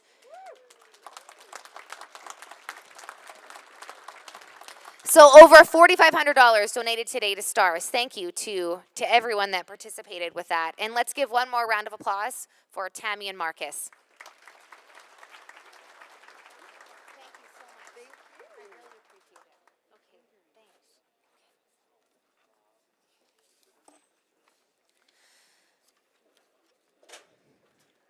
All right, the bitter end draw is here because we're almost to the bitter end. But first, we're going to go through our Sarm challenge. You could have entered the Sarm challenge if you downloaded the convention app. I think I said it about 100 times. So I do hope you did that. The more you completed on your Sarm app on your phone, you know, the more documents you looked at, things you attended, you got points. So we're going to start with third place. The RM of Insinger, number 275. The winner is Sonia Butik. Butuk, maybe. So congratulations to Sonia. Second place went to the RM of Emerald, I think, number 277, Sherilyn Presiak. Congratulations. And first place, really active on the app, congratulations to the RM of Big Quill, number 308, Santana Schossler. Congratulations. For those three that won in the SARM challenge, if you can just head to the SARM office and your prizes will be there. Okay, let's do the bitter end raffle. This is easy. I just will call your name and your RM. Pick the first one and then they get to choose from the two prizes. Yeah, one's Hotel Sask, staycation at Hotel Sask, and one's a staycation at the Atlas. Okay, one is the Hotel Sask staycation, and the other one is the Atlas staycation. If you've got kids, like that water park is something else, I'll tell you. You get to pick first, this person. Carrie Lynn Hudek, the RM of Fox Valley, number 171. Are you in the room? You have to be. Yeah, you just don't win. Is Carrie Lynn in here? What? Oh, shoot. She's out, unfortunately.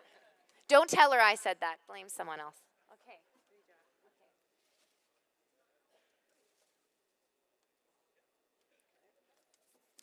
Okay, from the RM of Torch River, number 488, Peter Lubick.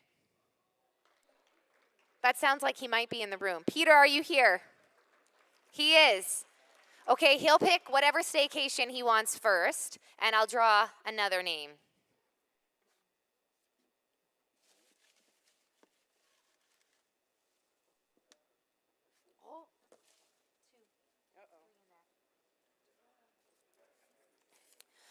Okay, from the RM of Buffalo, number 409, Mark Welsh. Is Mark here? Oh, he is. Great. Congratulations. Thank you to both of them. All right, we are almost on time. As we finish up today, it'll be with division meetings. Your division coordinates with the room out back, so that seems pretty straightforward. Thank you for these last few years. Oh my goodness. We can't wait to see you in 2023. In the meantime, take a minute, grab a cup of coffee, head to your division meeting rooms. Again, your division coordinates with the room door number. There'll be some signs there. Thank you.